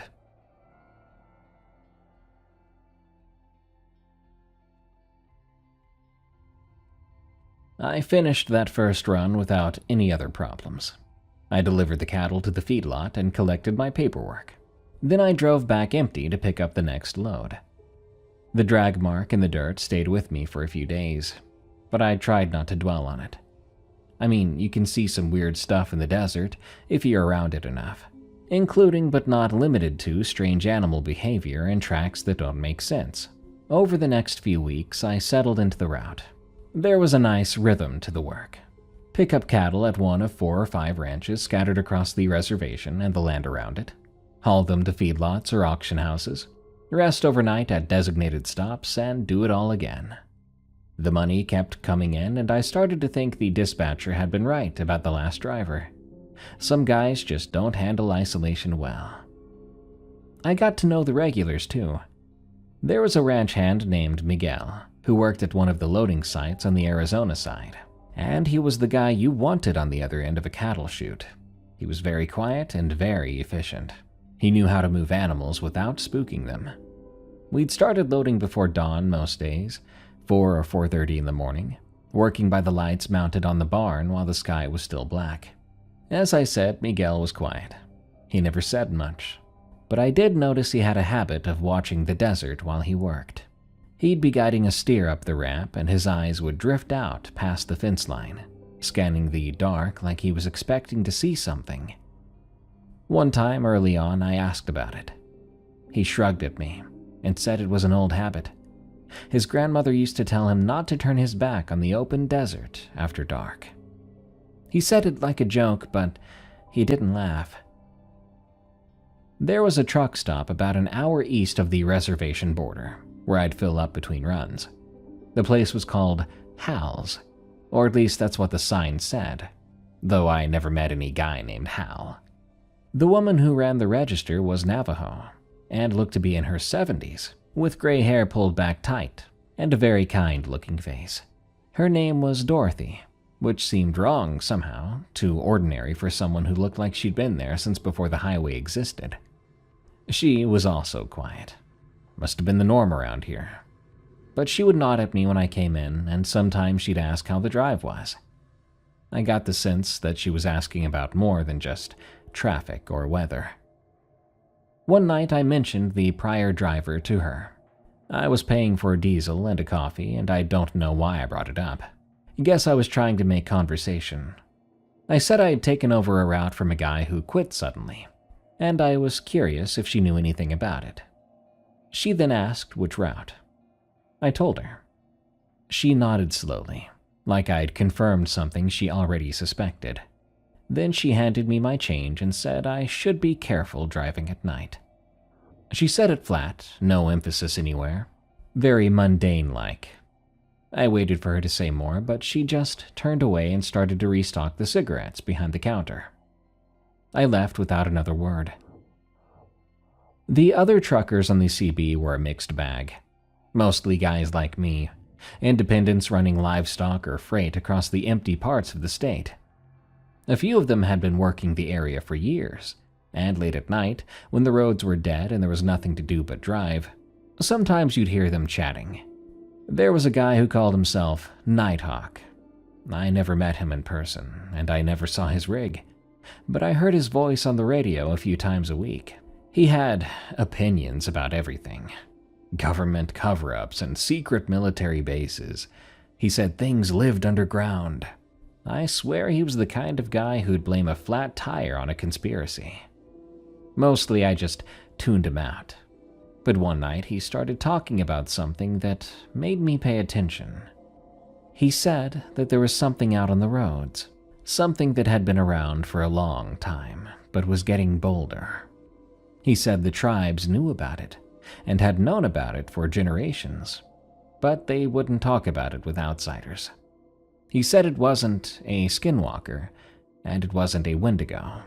It wasn't any of the things white people like to name because they'd seen them in movies or on the internet.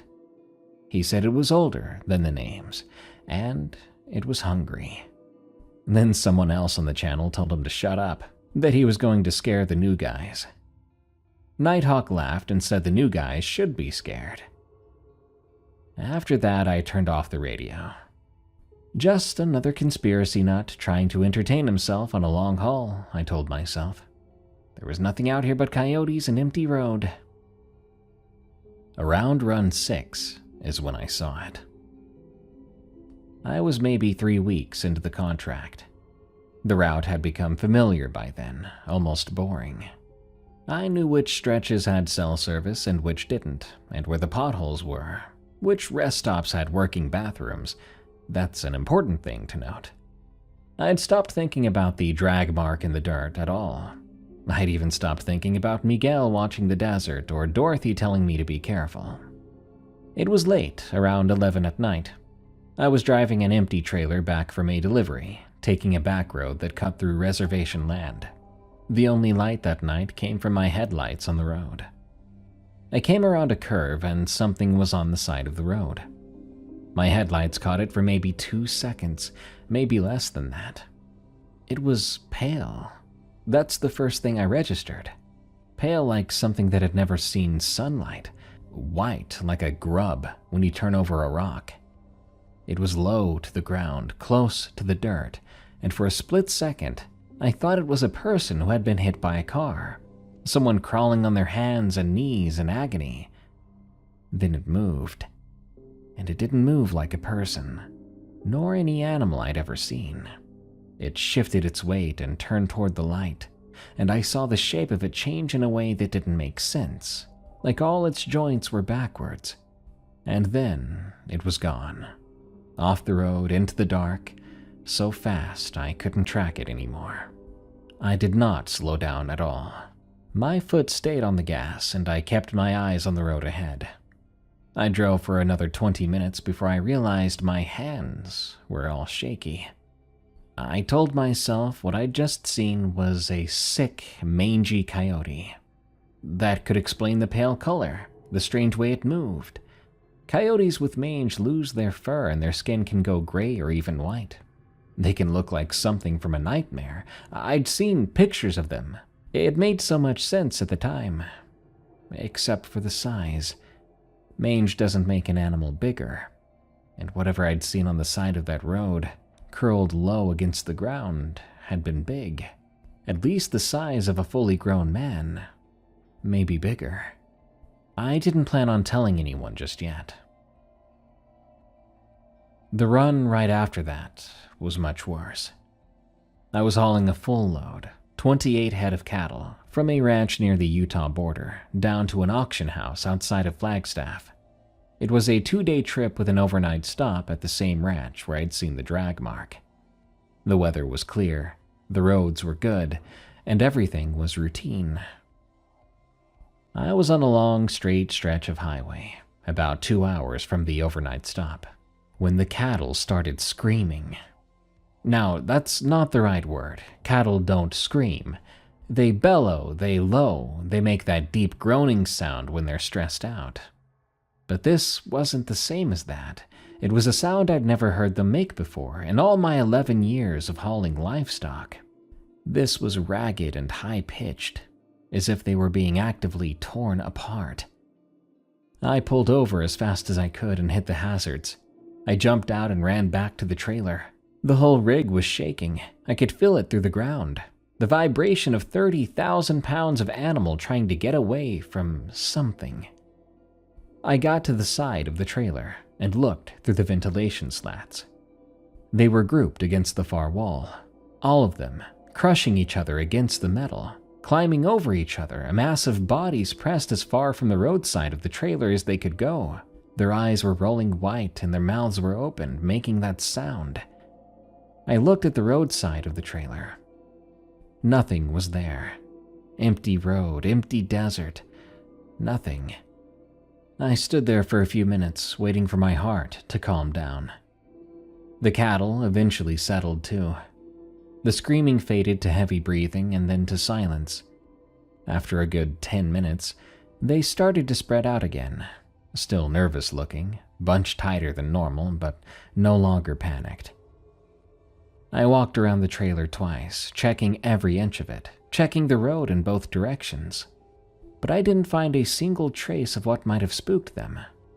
It was just me and the cattle and the empty dark around us. I got back in the cab, and I sat there, taking deep breaths. Then the CB crackled. There was a voice I didn't recognize, faint and breaking up, but it came through well enough for me to hear it. "You okay there, driver? Saw you pulled over." I picked up the handset. Yeah, I'm fine. Cattle got spooked by something, not sure what. The static came back for a moment, and then I heard, "What mile marker are you at?" I told him. Then there was more static. When the voice came back, it was quieter. "Oh, that's a bad stretch. Don't stop there too long. Not longer than you have to, okay?" "What do you mean, bad stretch?" But the channel had gone dead. I tried raising him again, and I tried a few other channels too, but I got nothing more than static after that. I put the truck into gear, and I drove. I made it to the overnight ranch just before midnight. The rancher's hand was there to meet me. It was a different guy this time, an older guy. He helped me unload the cattle into the pen and did not ask why they were so skittish, why they practically ran down the ramp to get out of the trailer. That night it was difficult to fall asleep. I sat in my cab with the doors locked and the parking lights on, and I watched the desert until the sun came up. Nothing happened. The cattle stayed calm.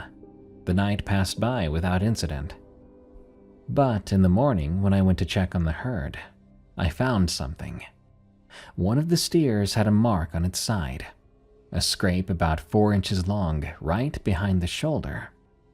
It wasn't deep and hadn't really broken the skin, but the hair was gone in a thin line like something had rubbed against it. Something with a rough surface. Perhaps something that could reach through the slats of the trailer while we were parked on that empty stretch of road. I loaded the cattle and got back on the highway, and I did not stop again until I reached the auction house.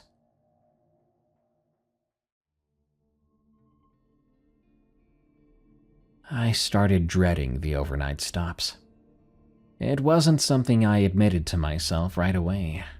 I just noticed that I was driving a little faster toward the end of each run, trying to shave off time, trying to make it to the next destination before I had to pull over and sleep.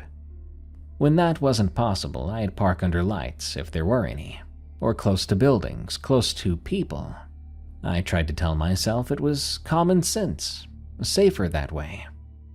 After my last run, the dispatcher called me to say the client was happy with my work.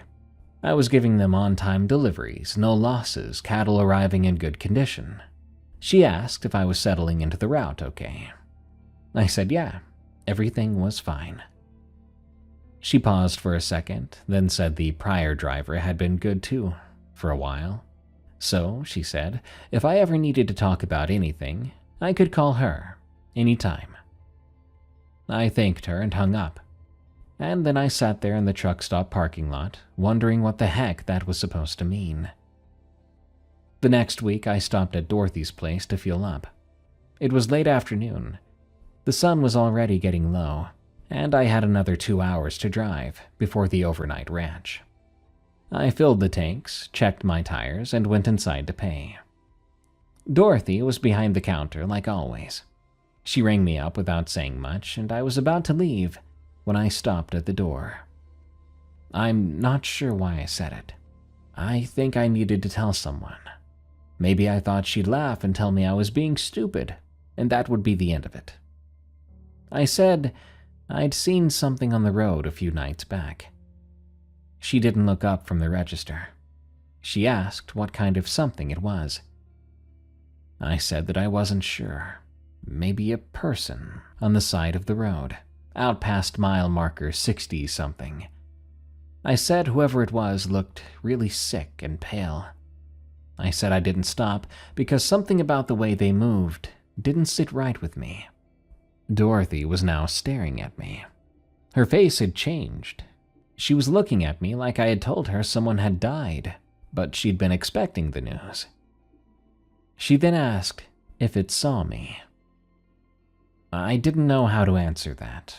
I told her I thought so, that it had turned toward my headlights. She did that slow nod again. Then she explained it was good I didn't stop. She said whatever I did, I should never stop for it. Ever. Not even if it looked like someone I knew. I waited for an explanation. but there was none. She didn't offer one. She handed me my receipt instead, then turned away. I asked her what it was. She was quiet for so long, I thought she hadn't heard me or didn't want to answer. I was about to leave when she said that it didn't have a name, or she didn't know if it did.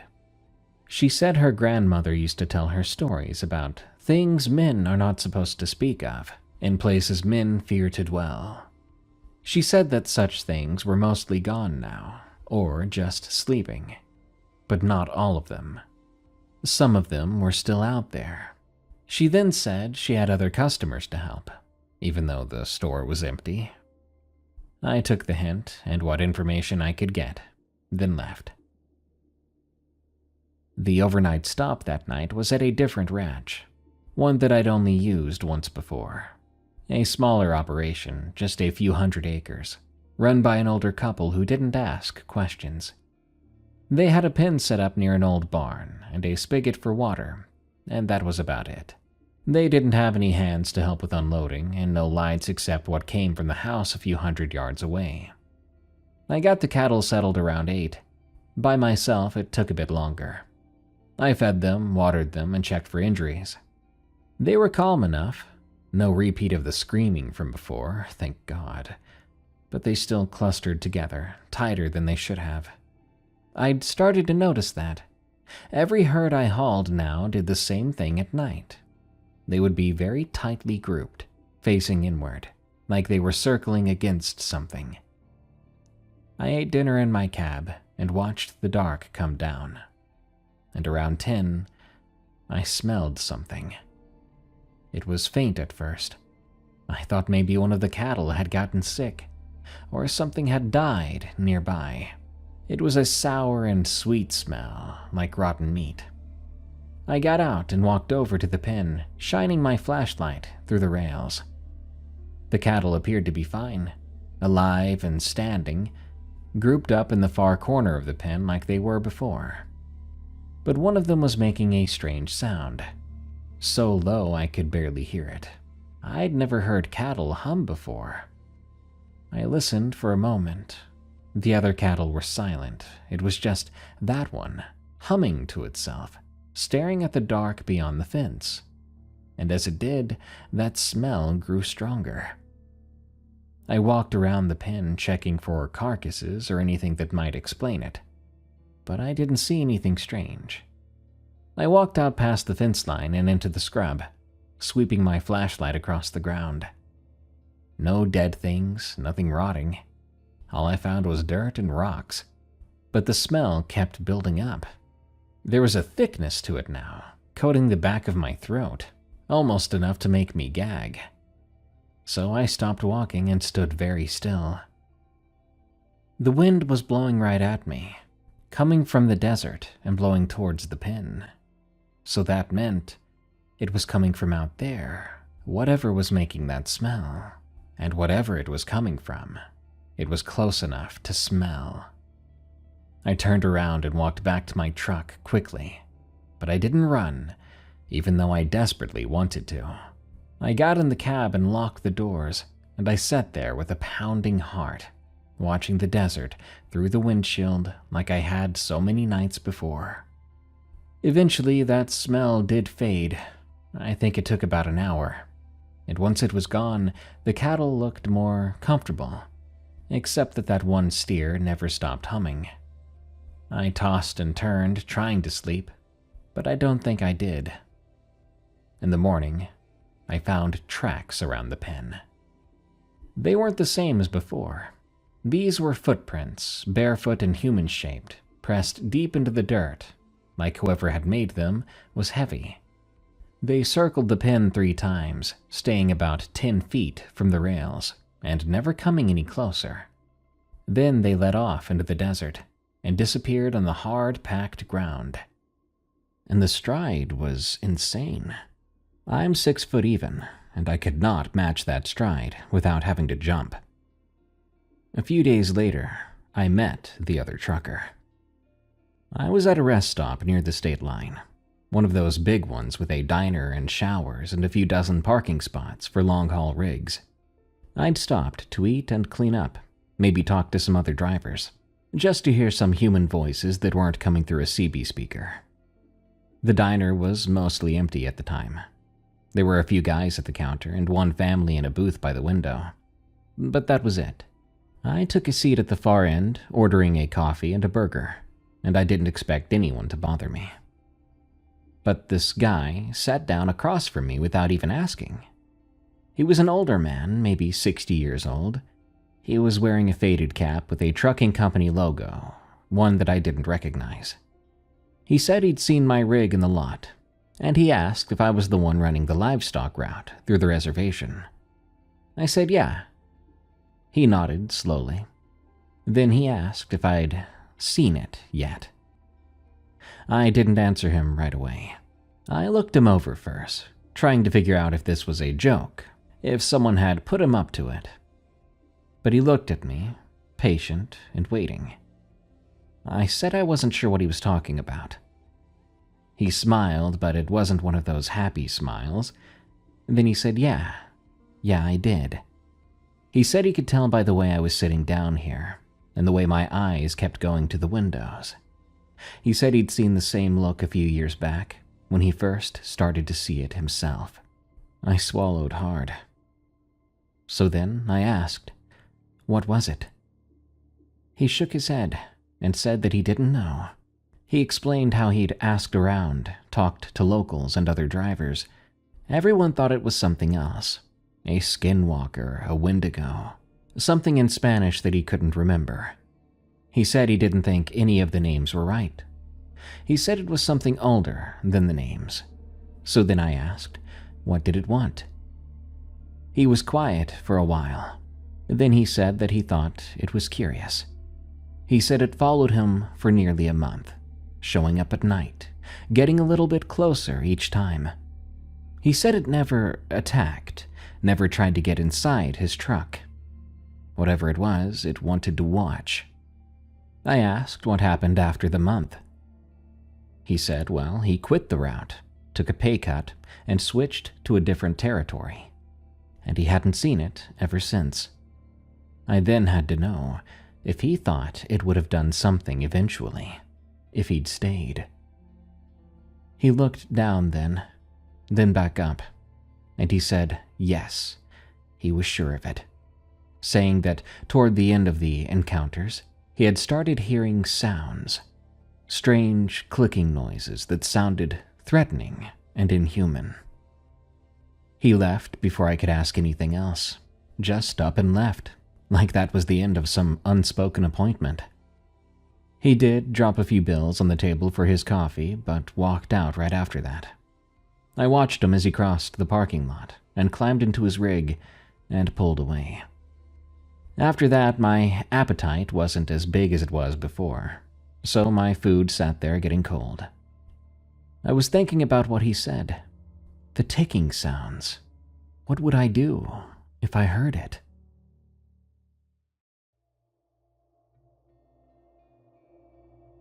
The worst run came a few weeks later.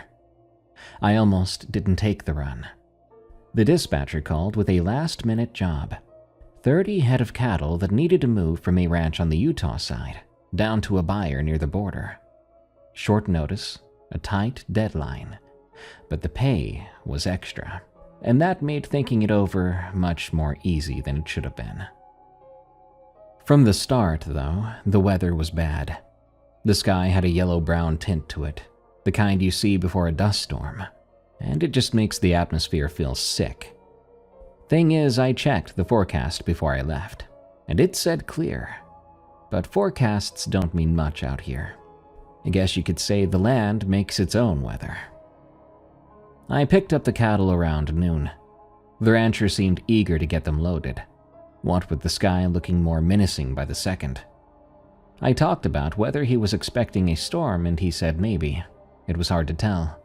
But he said that I should probably get moving if I wanted to beat it, just in case. So I got moving. For the first 2 hours, everything was fine. The road was empty and the cattle were calm. The sky just stayed that ugly yellow, but nothing came of it so far. I was beginning to dare to think I'd make it to the overnight stop before anything hit. But then the wind picked up. It came in from the west, hard and sudden, rocking the trailer on its suspension. I could feel the rig wanting to drift away from me, and I had to correct the steering every few seconds to keep it straight. The dust started a few minutes later. It wasn't a wall of dust, not yet, just a haze that cut visibility down to maybe a quarter mile. The yellow sky turned brown, then gray, then something closer to black, even though it was barely 4 in the afternoon. I slowed down and put my lights on. I kept on driving. Stopping in the middle of the road seemed worse than just pushing through. The wall hit around 4:30. 1 second I could see the road ahead somewhat, faded and dim but visible. The next second, nothingness. Just dark brown, dirt and grit slamming against the windshield hard enough to sound like hail. The whole truck shuddered in the gusts. I couldn't see the hood of my own rig. I couldn't see anything. So I had to pull over. There was no choice. The shoulder was dirt, and I could feel the tires sink a little as I eased off the pavement.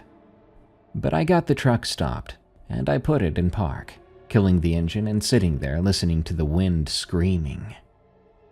That dust storm would last 4 hours. I sat in my cab and waited. What else was there to do? The radio was nothing but static and my phone had no signal. It hadn't had signal out there for a good 50 miles. I couldn't see the cattle in the trailer behind me. I could see nothing but brown-gray nothingness pressing against the glass. I snacked on some crackers I had in the glove box and drank warm water from a bottle, and waited. Around 8:30, it died down. It wasn't all at once, but gradual. The wind dropping from a roar to a moan to something like a whisper. The dust thinned out enough that I could see shapes again. The road, then the desert, then the sky, still hazy and no stars. Finally, I got out and I checked on my cattle. They were alive, stressed out and well dusted, but alive. None of them were down, none of them were injured. They'd literally weathered the storm. I counted heads twice to make sure. All 30 accounted for. I walked around the trailer then, checking the tires, the hitch, the lights. Everything looked okay. The rig was covered in dust too, but functional. I could get back on the road now, make it to the overnight stop in just a couple of hours. I got back in, and the truck wouldn't start. I turned the key and got nothing, not even a click. The battery was so dead, its soul had been snatched into the afterlife. Or perhaps it was the engine. Maybe the dust had gotten in there and fouled something that I couldn't see.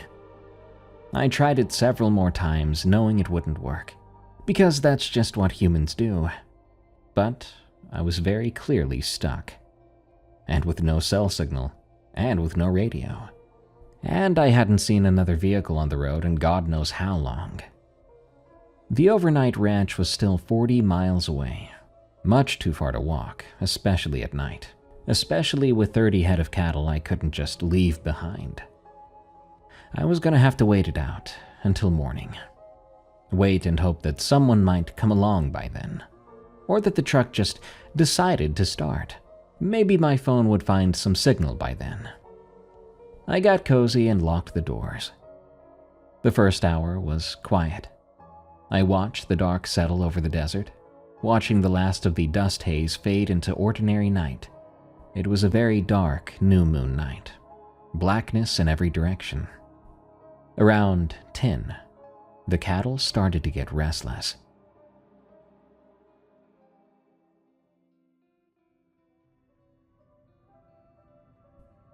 I heard them then, shuffling around, hooves on metal and bodies bumping against the trailer walls. Then those low sounds, not quite mooing. It reminded me more of that humming I'd heard before. It was one animal at first, then more of them. A chorus of low vibrations I could feel through the frame of the truck. I turned around, and looked through the rear window of the cab. I couldn't see much, just the dark bulk of the trailer behind me. Some vague shapes of cattle moving inside. They were gathering against the far wall again, away from something. I sat very still and listened closely. The wind had died completely. The desert had gone absolutely silent. The blood in my ears was deafening. Then I heard something else. Footsteps circling the truck, something with weight to it that moved on two legs. I could hear it crunching the dirt and gravel outside, the slight drag between steps, a pause as it stopped and then started again. It was walking around me, taking its time. I didn't move. I tried not to breathe. I sat in the dark cab with my hands on the steering wheel, and I listened to it circling. Once, twice, 3 times. Each loop taking maybe 2 minutes. Moving slow enough, I could track its position by sound alone. On the 4th circuit, it stopped at the driver's side door. Then there was silence. I could feel it out there. I know it doesn't make sense, but I could feel it. A presence of something taking up space in the dark only a few feet away from me. The cattle had gone completely silent too. No more humming or moving. Even they were too afraid to shift at all. But then I heard breathing. It wasn't coming from me or the cattle. It was coming from outside the window, inches from the glass. These long, slow, moist breaths, like a dog sniffing the air put into slow motion. Sounded like it was tasting the air rather than smelling it. This went on for much too long of a time, several minutes, I think, and all the while I sat frozen, not daring to look toward the window. I stared straight ahead, and I listened to that breathing. Eventually, it moved on. I heard the footsteps again, continuing around the truck, past the hood, around to the passenger side, then back toward the trailer, then nothing. I waited. The cattle started to move and make noise again after maybe 20 minutes. It wasn't a panic, but more like stressed movement. Whatever had been out there, the cows now thought it was gone. But I didn't believe them. Around midnight, I heard it on the CB. I'd been trying the radio every half hour or so, just clicking through channels, hoping to catch another driver or a signal from somewhere. All I got was static, static, static, and then, on channel 19, something that wasn't static. It was a voice, broken up, fading in and out, but a voice nonetheless. Of course, I assumed it was another trucker. The cadence was right, that slow drawl guys use when they're tired and just want to hear someone talk. But I couldn't make out the words. It was like listening to a baby trying to speak, but with a man's pitch. I picked up the handset. "This is a stranded driver on Route 160. Can anyone read me? I need assistance." The voice stopped. The channel went quiet, but then it came back, and this time it was clearer. When I heard it, my heart nearly gave out. "This is a stranded driver on Route 160. I dropped the handset. The voice kept going, repeating parts of what I'd said, sometimes mixing them up. It was trying different combinations. Stranded driver, need assistance. Can anyone stranded? Anyone read me, driver?" I turned the radio off. I sat in the dark and listened to the silence and waited for morning. Sometime around 3, I looked up to the windshield, just randomly, and I saw something. It was standing about 50 yards away, at the edge of where my parking lights could reach. Something tall and thin, standing on two legs, with a posture so horrible that it couldn't be human, and all the joints were bent backwards.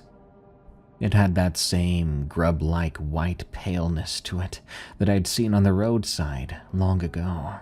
Something that had not only never seen the sun, but was also repulsed by it. And the skin looked wet. It glistened. It didn't move. It stood there, facing my truck, watching me. I couldn't see its face, but I didn't want to. For some amount of time, it stayed like that, with me in the cab and it in the dark, neither of us moving. I know it went on long enough that my eyes began to burn from not blinking.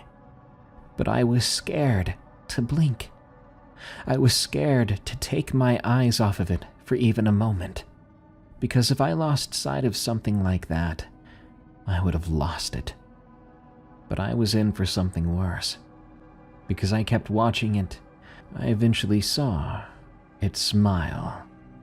I saw the movement from that distance, the lower part of its face practically splitting open, widening and going too far. Not a human smile at all. Not any kind of smile that belonged in the world of the living. It held that expression for a long time. Then it dropped down to all fours in a single fluid motion and crawled. It was so fast. My very first thought when I saw that was that no man could outrun it if it crawled at them. I'd never been so thankful to be surrounded by metal and glass. It crawled away into the distance until I could no longer see it, and I stayed awake, not wanting to close my eyes for even a second. I watched for any movement. When the sun finally came up, the truck started on the first try. I made the delivery that morning. I drove those last 40 miles in a kind of daze, my hands on the wheel, eyes on the road, but my mind wasn't there. It was somewhere else. The cattle were fine, and the buyer was happy. I collected my paperwork and drove away, and I don't remember any of the rest of the drive. I do know that I called the dispatcher that afternoon and told her I was done. And she was not surprised. She asked if something had happened, and I said no. Just time for a break for me. She said she understood, and that route particularly was hard on people. And she said if I ever wanted to come back, the work would be there. I said thanks, and I hung up. For about a week, I thought that was the end of it. I stayed in my apartment in town and didn't take any jobs, and I barely left my own building. I was like a kid again, but not in the happy way that phrase usually implies. No, I slept with my lights on and the TV still playing, and I told myself the boogeyman was not actually real. What a joke. But my money ran out, as it often does. That's the thing about being independent. No work means no pay, and no pay means the bills stack up quick. Truck payment, insurance, rent, food, all the things people gotta have. I'd been doing okay on the cattle route, putting some aside, but apparently not enough. After 10 days of nothing, I was looking at my accounts and doing math. Stressful math. I started calling around for other work. Different routes, easier cargo. There was a furniture company that needed a driver for a run to California. A construction outfit was looking for someone to haul equipment up to Colorado. I took what I could get. I was back to normal long hours and boring roads. Nothing in the dark, except my own headlights. I started to relax, started to think maybe I would never see anything like that again. After all, the other trucker, the one I'd met at the diner, he said that the incidents stopped once he changed routes. once he got away. But I was wrong. A couple weeks after I quit the cattle route, I was hauling a load of building materials up through the mountains. A late-night run with empty roads. I came around a bend, and my headlights caught something on the shoulder. Pale, low, gone before I could really process it. Just a deer, a coyote, anything, I told myself. But I knew what it was. I knew I'd been followed. A few nights later, I was parked at a rest stop near the state line, trying to sleep in my cab. I woke up around 2 a.m., that same sudden alertness from before. I looked out the windshield.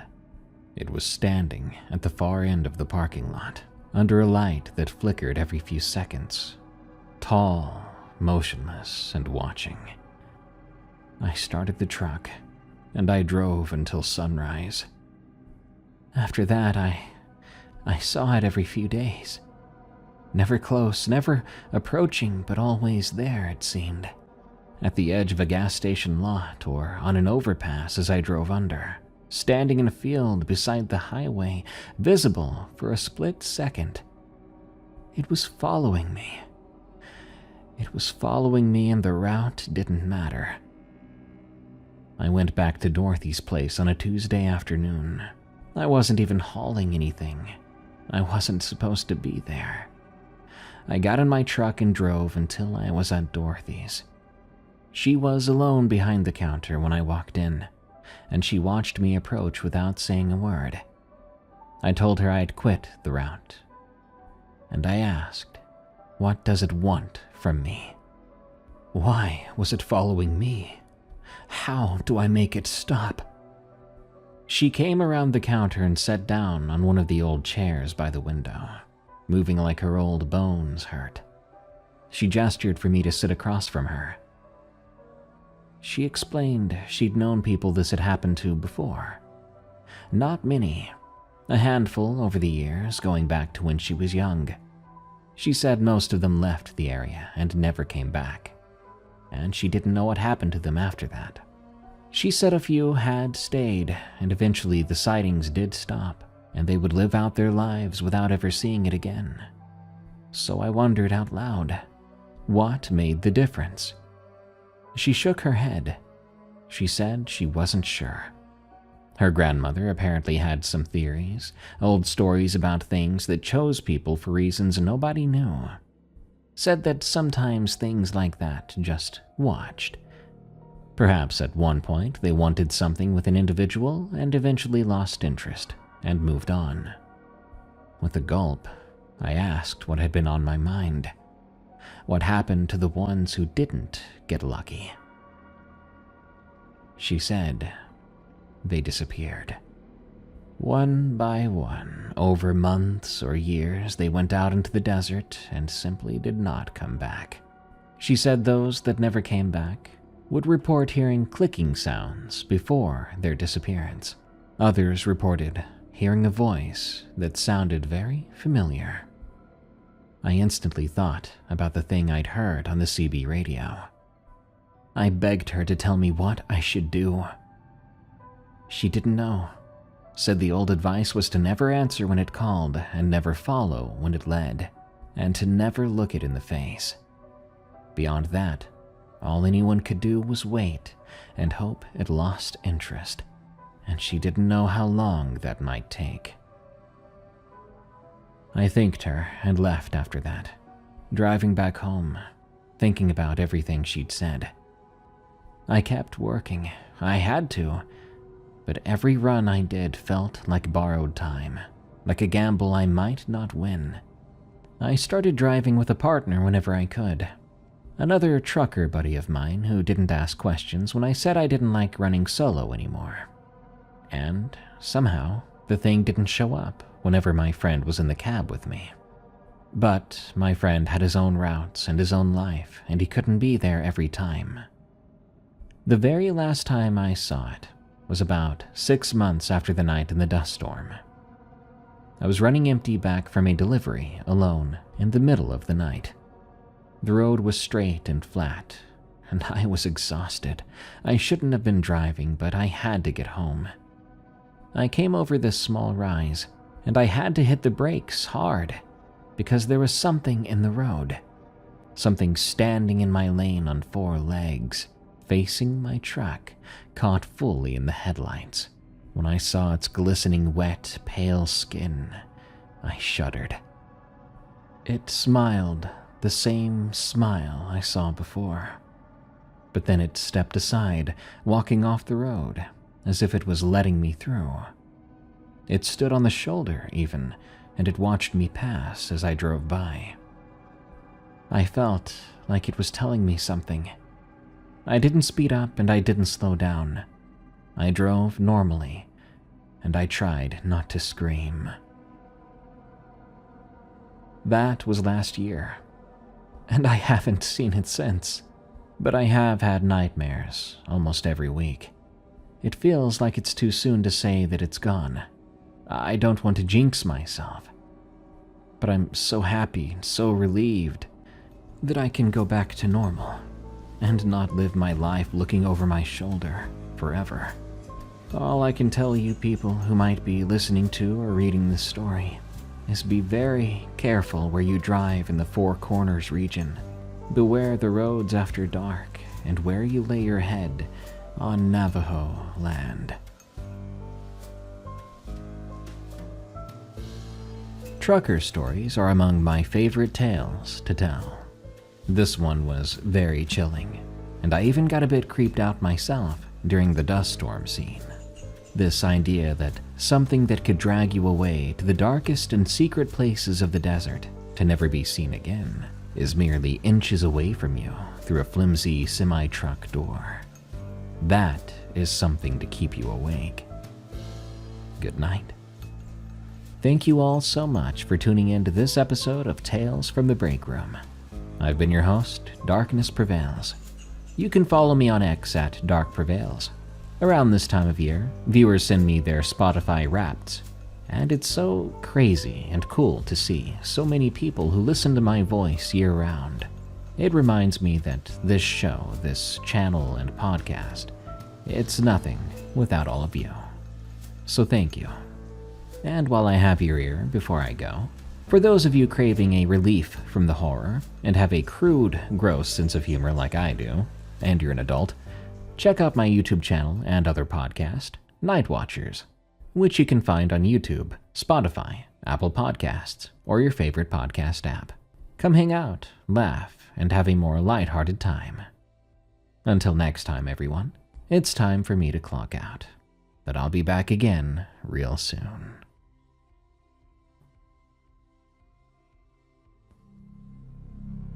Appalachia is the most mysterious region in the United States, and is easily one of the most unsettling places in the world.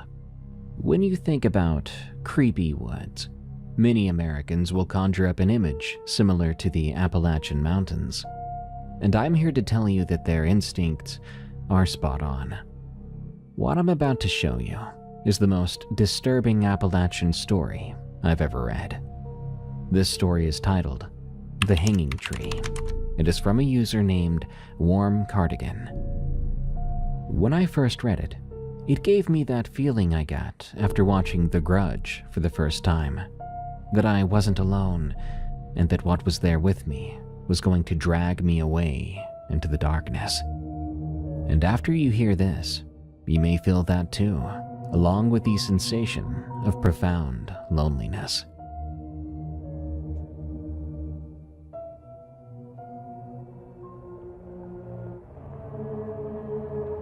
Some of the names of people and locations in this story have been changed to protect identities.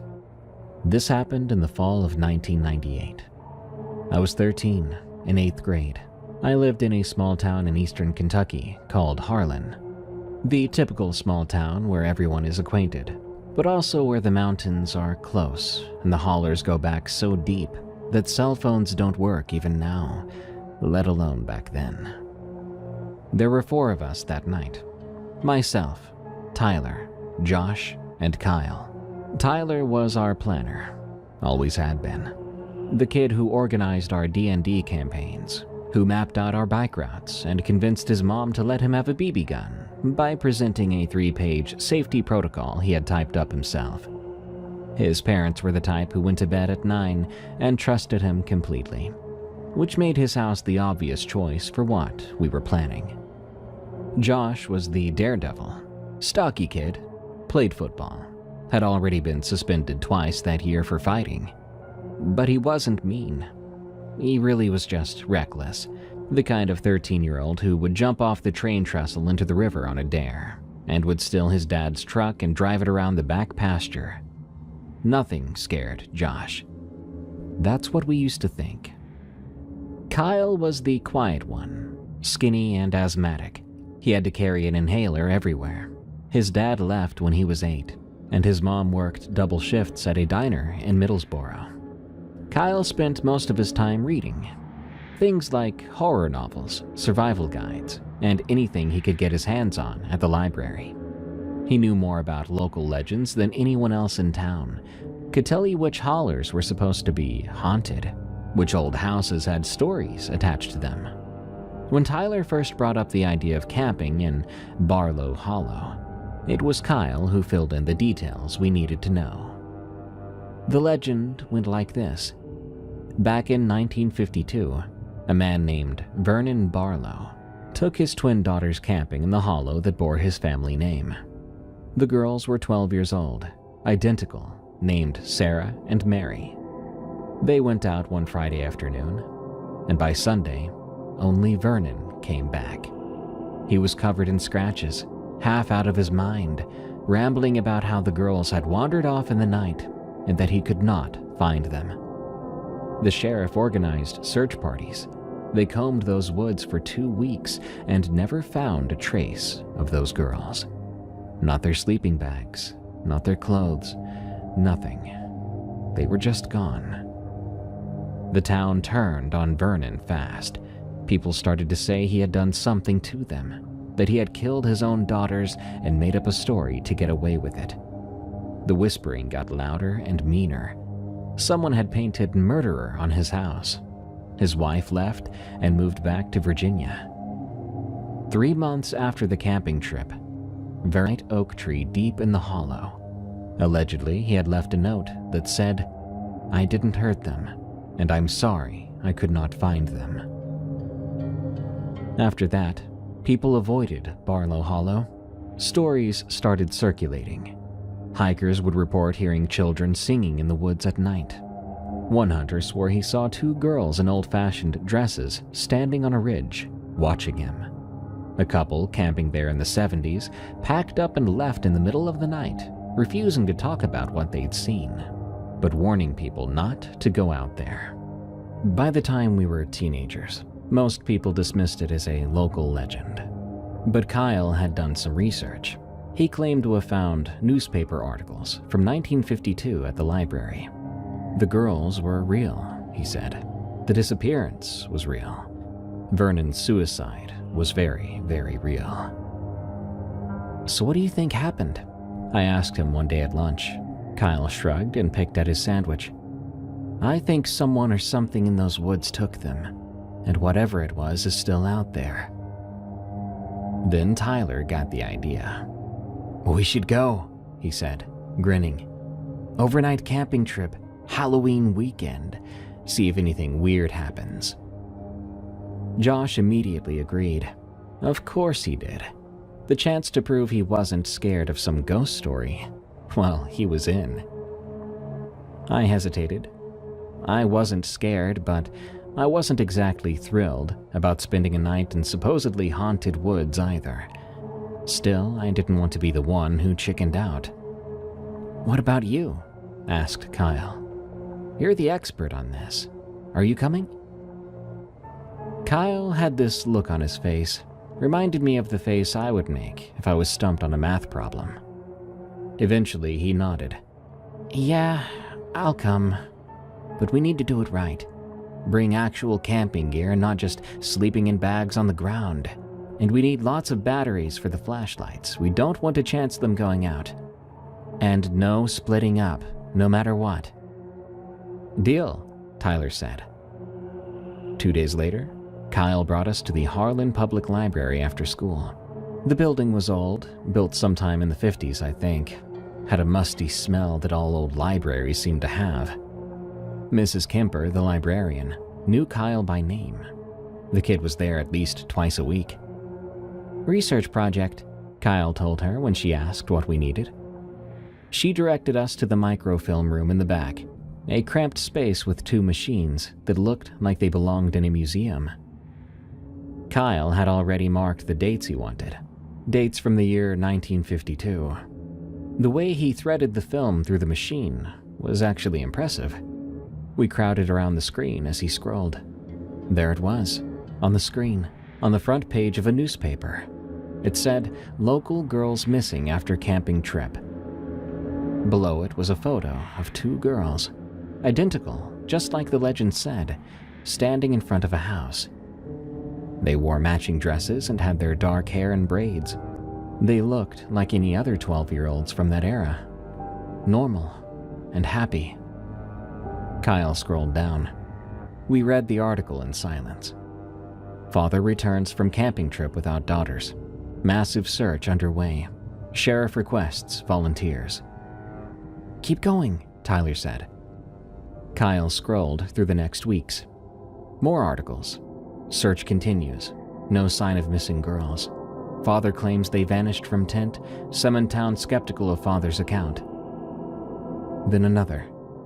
Father of missing girls questioned. This article was more pointed. Vernon Barlow had been taken in for questioning. Several townsfolk had come forward with concerns. No charges were actually filed, but the implication was clear. A month later, another newspaper. Search for Barlow girls called off. The official word was that the girls had likely died of exposure, and their bodies would be found sometime in spring. But the article included quotes from town residents. Half believed Vernon had done something. The other half thought he was being railroaded. About a month and a half after that, there was a small article, bottom of page 3. Local man found dead. Vernon Barlow, 41, hanging from tree in Barlow Hollow. Death rolled suicide. Note found at scene. Kyle zoomed in on the last line. The note, according to sheriff's deputies, contained an apology but no confession. "Jesus," Josh muttered. "There's more," Kyle said. He pulled out a folder from his backpack. Inside were photocopies of more articles. These from the 60s, 70s, 80s. Stories about Barlow Hollow. A hunter in 1967 reported hearing children crying. A couple camping there in 1973 left their campsite in the middle of the night and refused to go back for their gear. A teenage boy in 1981 was found walking on the highway at around 3 a.m., 5 miles from the hollow, barefoot and not making any sense. He was saying he'd seen 2 girls in old-fashioned dresses standing in his campsite and that they'd been singing. "Every few years," Kyle said, "something happens out there, always around Halloween, always involving kids or teenagers. Nobody's died, as far as I can find, but people see things and they hear things." "Then why haven't they closed it off?" I asked. "It's not official land, just old Barlow family property that nobody claimed after Vernon died. The county doesn't maintain it, doesn't patrol it, and most people just avoid it." Tyler leaned back in his chair. "So what do you think really happened to those girls?" Kyle closed the folder. "I think something in those woods took them, like I said. Something is still out there, and I think it shows itself to people sometimes. Maybe it's looking for something. I don't know. Maybe..." He stopped. "Maybe what?" Josh asked.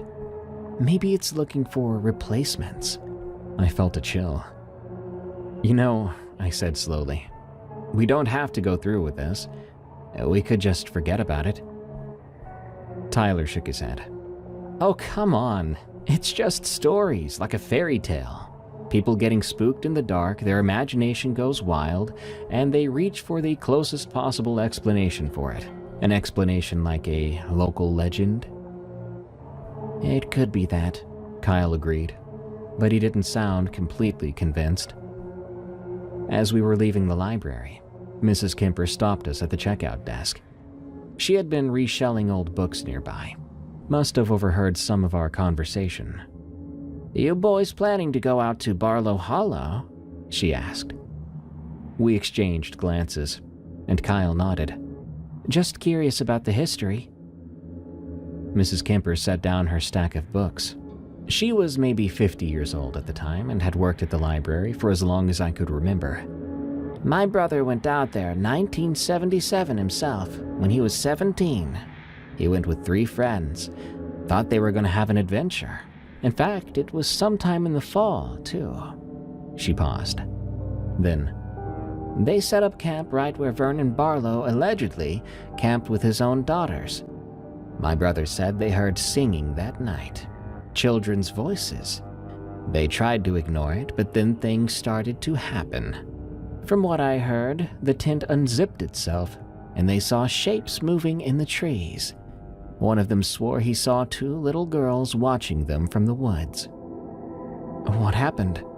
Josh asked. "They ran. Left all their gear and ran. My brother wouldn't talk about it for weeks. When he finally did, he said something was wrong about those girls, like they hadn't been alive for a long time." She looked at each of us in turn. "He made me promise never to go out there. Said there was something in those woods that wasn't right." "Did your brother ever go back?" Kyle asked. "No, he joined the army right after high school. Then after that, he moved to Georgia. I did ask him about it once, years later. He said he still had nightmares about those girls, about what they might have done if his group hadn't run." Mrs. Kemper picked up her books again. "I know you boys probably think it's just stories, that you're too smart to be scared by legends. But I'm telling you, you shouldn't go out there. Especially not on Halloween. Whatever's in Barlow Hollow is not right. I trust my brother's word." We thanked her and left. Outside in the afternoon light, none of us spoke for a while, until Tyler said, "She was just trying to scare us. It's what old people do." "I don't know about that," I said. Kyle kept quiet the walk home. I noticed he kept his hand in his jacket pocket, where he'd put that folder of newspaper clippings, like he was holding on to proof of something he wished wasn't real. "Well, we're gonna find out," Tyler said.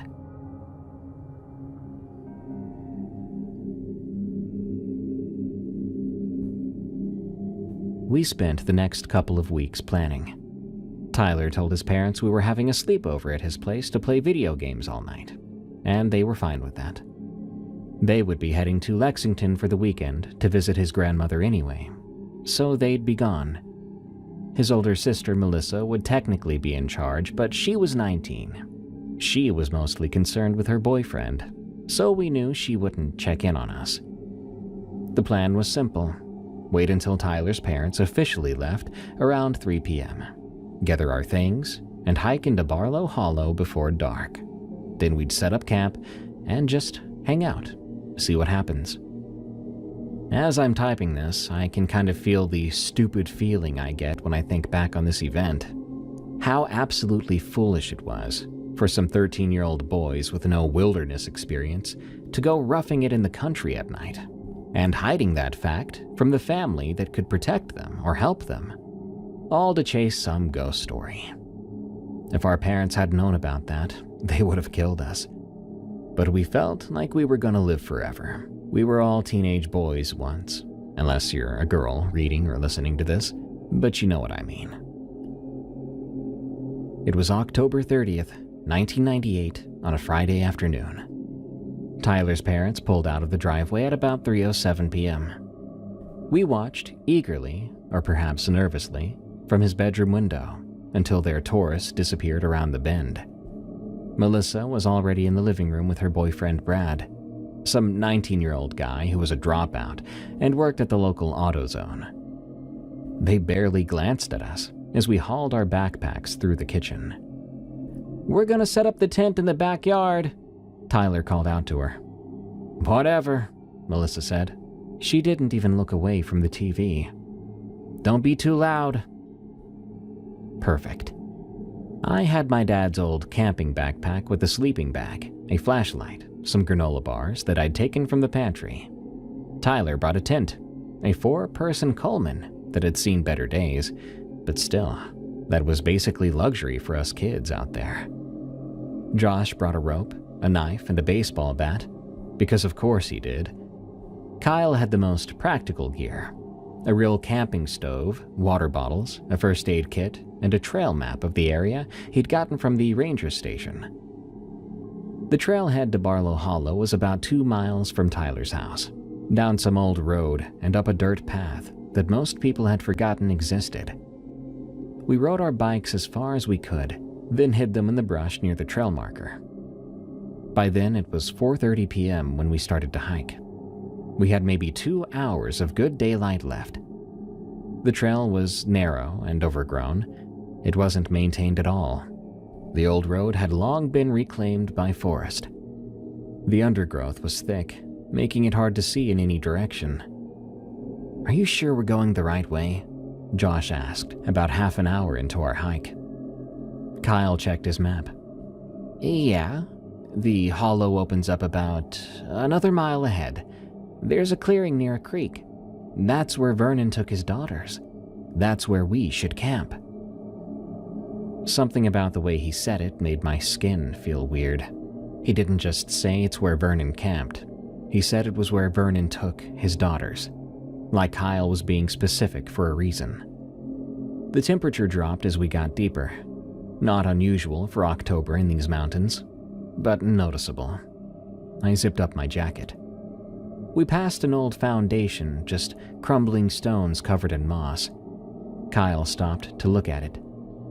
"I'm pretty sure that's the Barlow family homestead," he said. "It burned down in 1965 and nobody rebuilt it." "Great," Josh muttered. "Haunted woods with abandoned houses. This is like every horror movie ever." "It's not a movie," Kyle said quietly. "It's real." We kept walking. The woods changed as we went deeper into the hollow. The trees were older here, with massive trunks that had to be 100 years old or more. The underbrush thinned out, replaced by a carpet of dead leaves that crunched under our feet. It was quiet. Too quiet. We heard only 3 things out there: our footsteps, our breathing, and the wind. Tyler stopped abruptly. "You guys hear that?" We became statues and listened. At first, I didn't hear a thing, but then I caught this distant sound.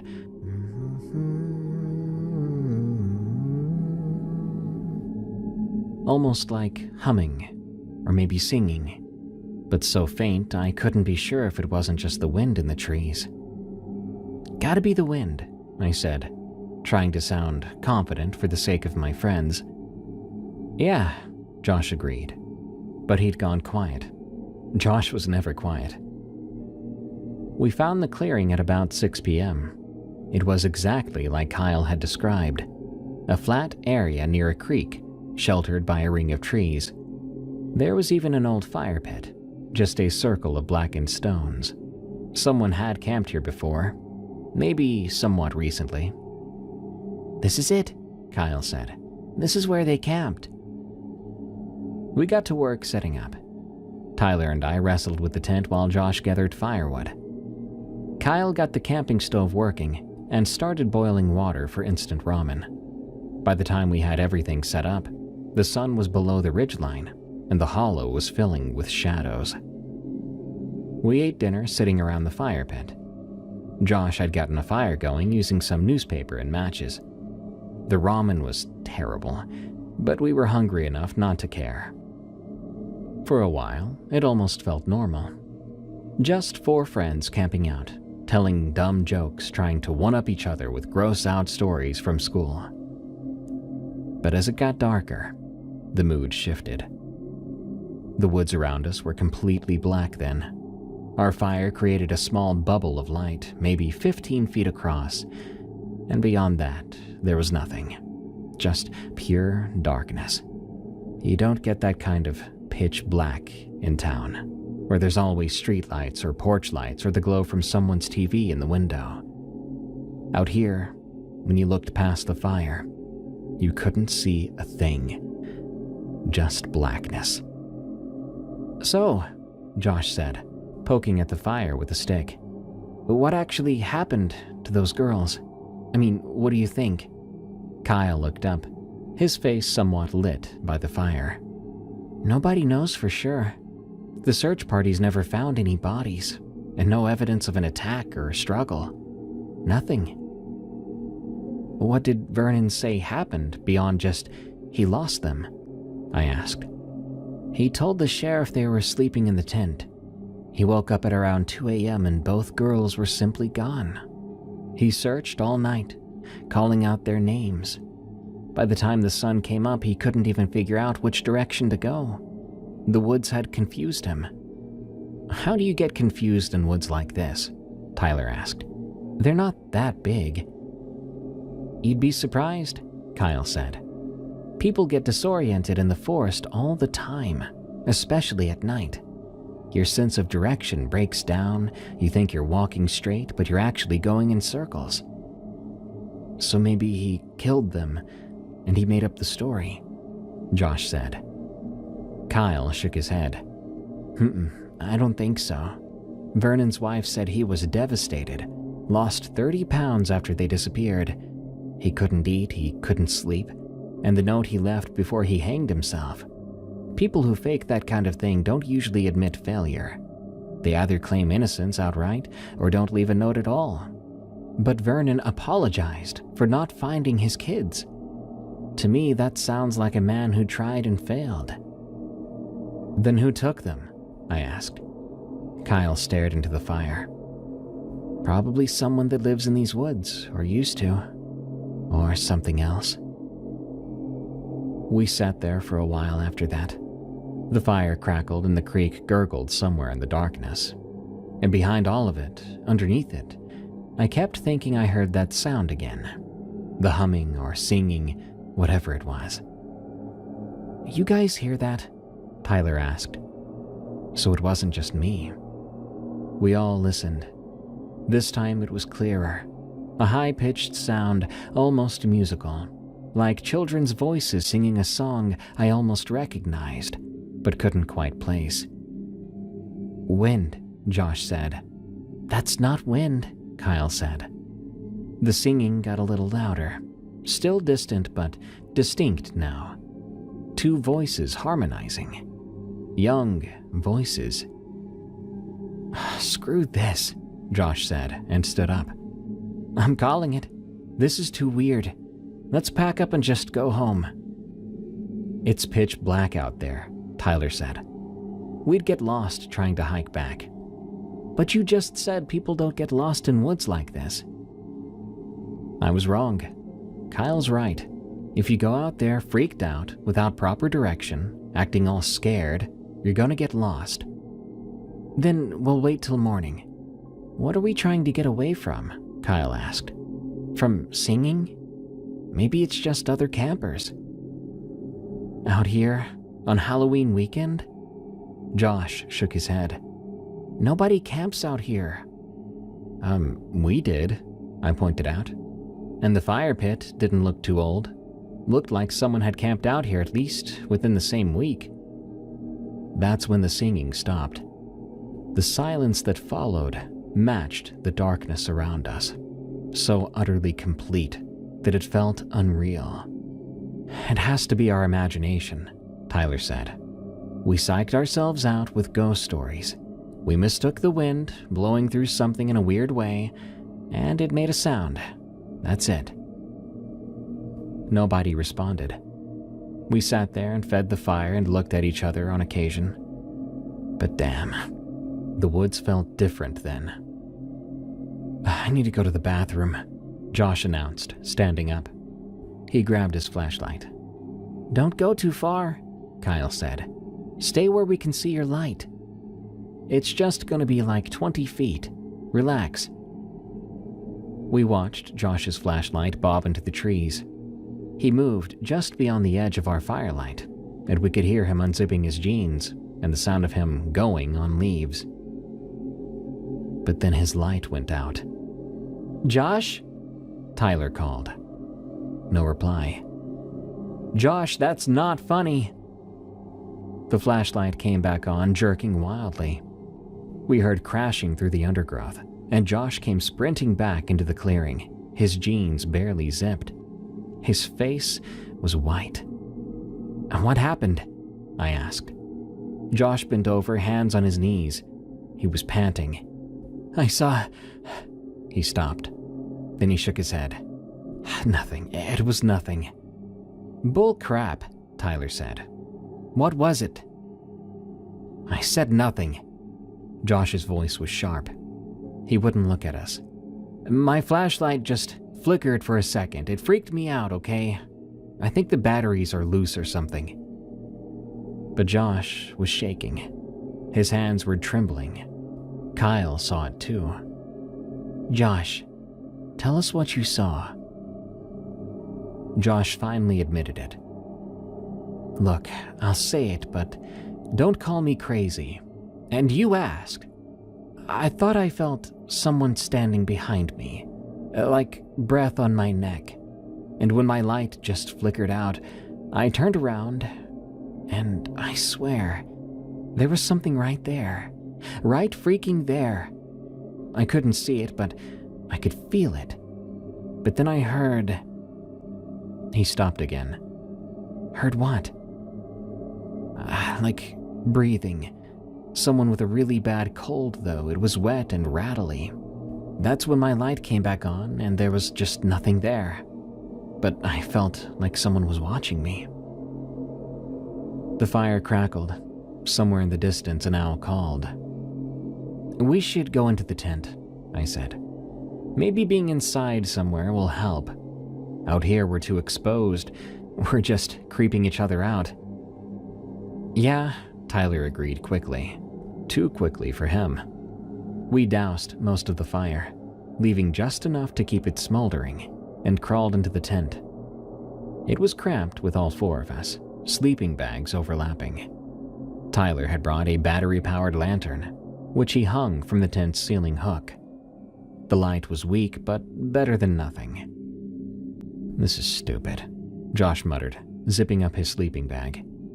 "We're letting some weird sounds freak us out."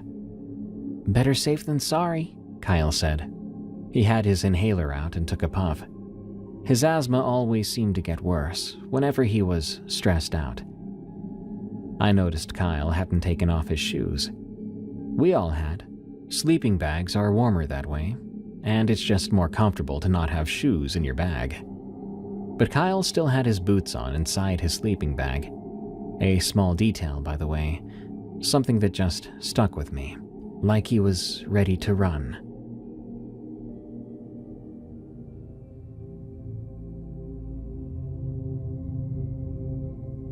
We lay there in our sleeping bags, not really sleeping, just listening. For a while, there was nothing. Normal forest sounds, sure, like the wind in the trees and the creek nearby, the occasional crack of a branch settling. I must have dozed off, because I jerked awake to Tyler grabbing my arm. "Don't move," he whispered. "Don't make a sound." My heart instantly lurched. "What?" "Just don't move." I stayed frozen. Tyler was next to me, rigid in his sleeping bag. He was staring straight up at the tent ceiling, and his eyes were huge. I followed what he was looking at. There was nothing there, just the dim lantern light and the tent fabric. "Tyler, what?" "She was just there," he whispered. "Right there, inches from my face." I felt goosebumps on my skin. "Who was?" "One of the girls. Dead. She was hanging upside down from the tent ceiling, looking at me." Her face was right in front of mine, so close I could even smell her, like dirt and something rotten. You were dreaming. I wasn't dreaming. I was awake. I've been awake this whole time, man. I can't sleep. His voice shook. I opened my eyes and she was just there, hovering over me and smiling. Half her face was normal and the other half was rotted off. I could see bone, and her eyes, they didn't reflect light at all. They were just black holes. Josh stirred on the other side of the tent. What's going on? Nothing, Tyler said quickly. Go back to sleep. But Josh was sitting up now. So was Kyle, both looking at Tyler. What happened? Kyle asked. Tyler took a shaky breath. I think I saw one of the girls. Maybe I dreamed it after all. I don't know. What'd she do? Kyle inquired. Nothing. She just looked at me for a long time. Her head was tilted and her mouth was open wide. It looked like her jaw had been broken. She was making this wet clicking sound every time she breathed. I wanted to scream or move or something, but I couldn't. All I could do was lie there and let her look at me. He paused. But then Josh moved in his sleep, and when I blinked, she was gone. We all looked at each other in the dim lantern light. We'd all heard the singing earlier. We'd all felt that something was wrong in these woods. Do you know how long she was there? I asked. Tyler checked his watch. I don't know. It felt like forever, honestly. But maybe 20 minutes, half an hour? He was starting to look sick. The worst part was her smile. She looked so happy, so excited. I was right, guys. We should have left. We should leave now, Josh said. Right now. I don't care how dark it is. And go where? Kyle asked. We're 2 miles from the trailhead and none of us know these woods at night. We're more likely to fall off a cliff or break an ankle than make it back safely. So we just sit here and wait? We stay together, Kyle said. We keep the lantern on, and at first light we pack up and leave when it's safe. That made sense to me, but that also meant hours of sitting in this tent, waiting, knowing something was out there. Let's do shifts, Tyler suggested. 2 awake, 2 asleep. That way, someone's always watching, and someone's always keeping an eye on the other person, in case they try to doze off. We agreed. Josh and I took the first shift while Tyler and Kyle tried to sleep. I checked my watch. It was 11:47 p.m., so we would switch at 1:30 a.m. The next hour and a half or so crawled by. Josh and I sat back to back in the center of that tent, watching in opposite directions. The lantern made our shadows look weird, stretched out and mutated. Every sound outside made us jump. I heard something small scurry through the leaves, and at another point, I heard a wet dragging sound, moving past the tent about 30 feet away. But it didn't come closer than that. Then 1:30 a.m. arrived. We woke up Tyler and Kyle. My turn to try to sleep. I honestly didn't think I could sleep. Not after being startled awake by Tyler's, visions, I guess. But exhaustion pulled me under. I had confused, fragmented dreams about running through the woods or looking for someone and someone calling my name. Sometime later, I woke up to Kyle shaking me. Get up, he whispered urgently. Tyler's gone. I basically jumped up. Kyle and Josh were both awake, and Tyler's sleeping bag was empty. The tent flap had been unzipped. What do you mean gone? The 2 of you were supposed to be awake. I don't know, he was there 5 minutes ago, Kyle said. I swear, I was watching the tent flap and Josh was watching the back. Neither of us saw him leave, but he's gone. Tyler! Josh called, not bothering to whisper anymore. Tyler! No response. We scrambled out of the tent. The fire had died down to just ashes. Our clearing was lit only by weak moonlight filtering through the trees.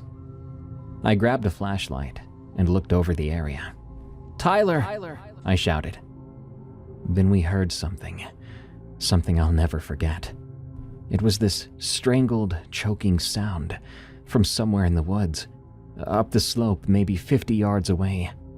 We ran toward the sound, panic flooding my veins. I could hear Kyle wheezing behind me, struggling to keep up. There! Josh yelled. My flashlight found him. There was Tyler, hanging from a tree. A vine had been wrapped around his neck like a noose, and his feet were dangling 2 feet off the ground.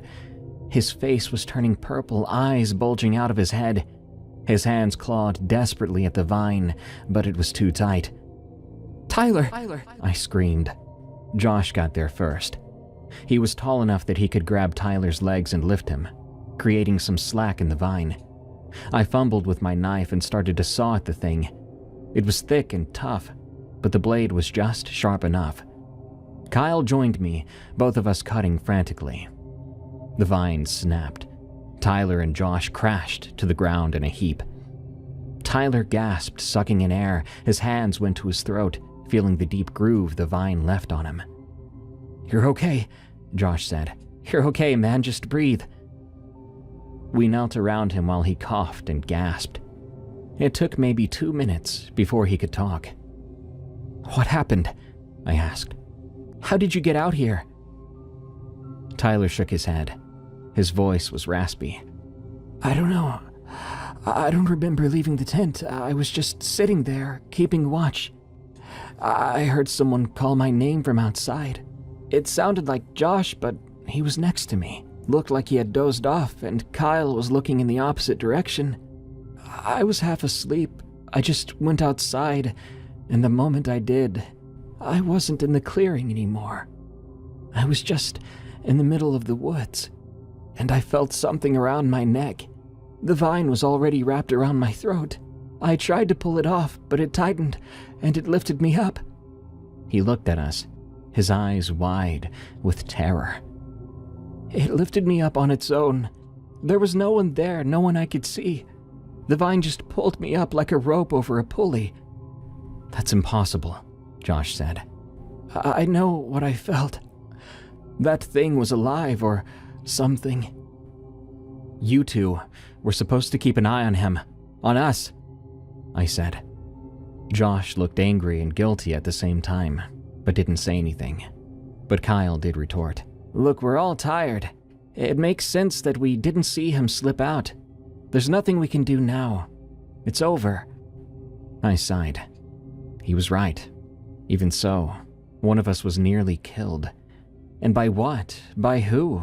You expect me to believe that one of my friends just sleepwalked outside in the middle of the woods, tied a perfect noose around his neck, and tried to hang himself?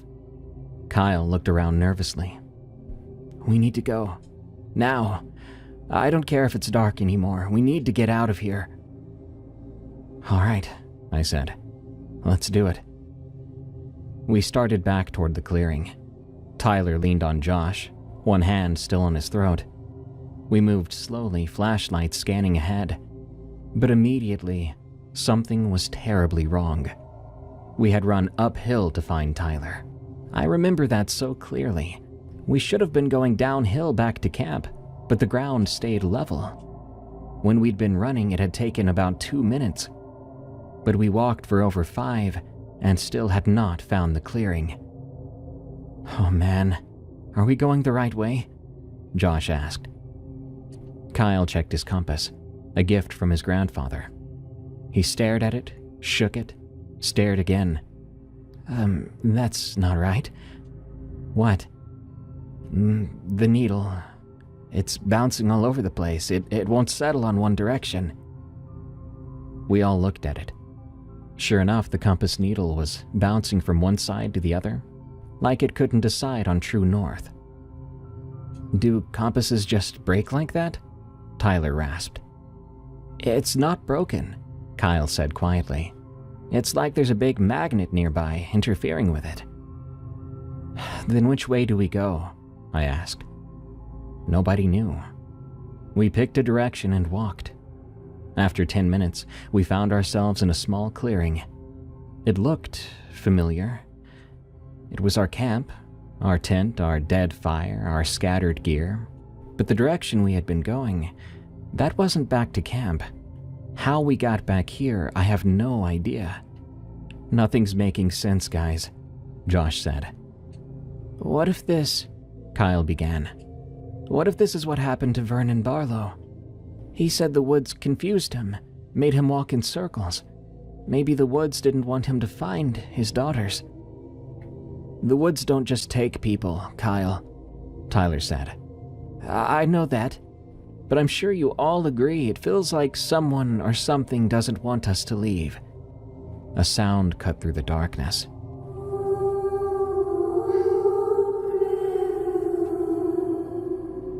That singing again. But this time it was much closer, right on the edge of our clearing. 2 voices harmonizing, singing something that might have been a lullaby once, but not anymore. In a matter of moments, we saw them.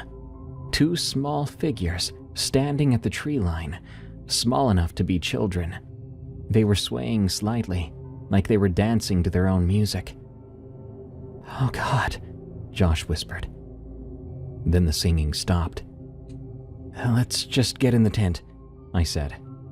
"I know we want to leave, we all want to go back home, but we're just gonna get lost out here. That much is obvious." The others nodded. I know we sounded wishy-washy, but you have to understand, by that point, we were too scared to do much of anything. We lay inside the tent, back in our sleeping bags, not sleeping. Nobody keeping watch. We just lay there, listening. My watch said 2:50 a.m. It would only be about 3 more hours until dawn. We just had to make it 3 more hours. Eventually, I did doze off, but I woke up suddenly once again with that disoriented feeling you get when you don't know what time it is or what woke you up. The lantern was still on, but dimmer now. The batteries were dying. I could see Tyler on my left, mouth open, snoring quietly. I was relieved to see him doing okay enough to sleep. Josh was on my right, facing away from me. But Kyle was sitting up. He was staring at the tent wall. "Kyle," I whispered. He didn't say anything, but he kept staring. I sat up, my sleeping bag rustling. "Kyle, you okay?" Slowly he turned to look at me, and when I saw his face, he looked sick, his eyes wide and skin glistening with sweat and pale. "Do you hear it?" he whispered. I listened.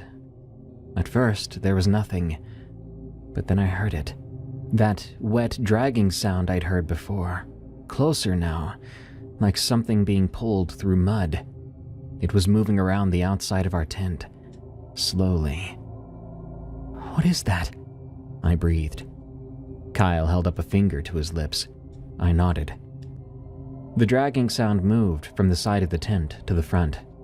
Then it stopped. For a long moment, we heard nothing else. Until breathing.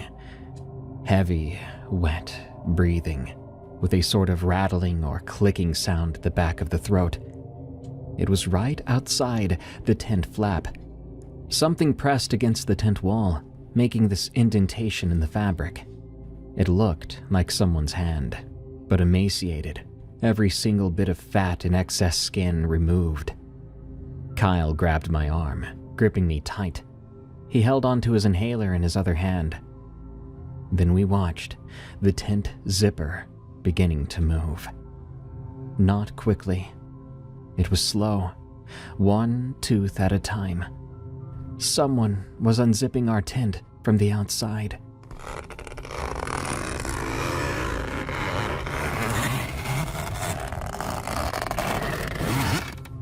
I wanted to scream, to wake up Tyler and Josh, to run, but I couldn't move, and I could barely even breathe. I watched that zipper slide down, inch by inch, and then the tent flap opened. For a moment, there was nothing but darkness, but then 2 small hands reached through the opening, the hands of a child. But the skin was mottled and gray and black, like something that had been in water for too long. The fingernails were cracked and broken, and a smell came through. Rot and earth, like a blender filled with blended up earthworms and dirt, but left for weeks. Kyle made a small sound in his throat. The hand spread the tent flap wider. That was when I saw her face. A little girl, maybe 12 years old. She might have been pretty once, but she wasn't anymore. Half her face was normal, smooth skin and dark eyes. The other half was decayed, skin pulling back to show bone underneath. Her hair was matted and full of leaves, and she was smiling. Behind her, I saw the other one, an identical face with almost identical rot, except that one's eyes had become black pits. Her head tilted sideways too far, vertebrae cracking. Her neck made a wet sliding sound, like flesh moving over exposed bone, and she kept smiling. Kyle's breathing was getting faster. He was slowly bringing the inhaler to his mouth, trying to use it, but he was shaking too hard. All at once, the first girl tried to crawl into the tent. I screamed. Tyler and Josh jumped awake. "What the hell?" Tyler started. Get out! Run! I screamed. I didn't go towards the tent opening. I scrambled backward, tripping over our things. Tyler saw the girl, and his eyes went huge. He froze up, and I heard him saying, "Holy crap, holy crap." We exploded out of that tent, ripping a hole through the back. Cold air hit my face, and I stumbled back into the clearing. Josh was right behind me.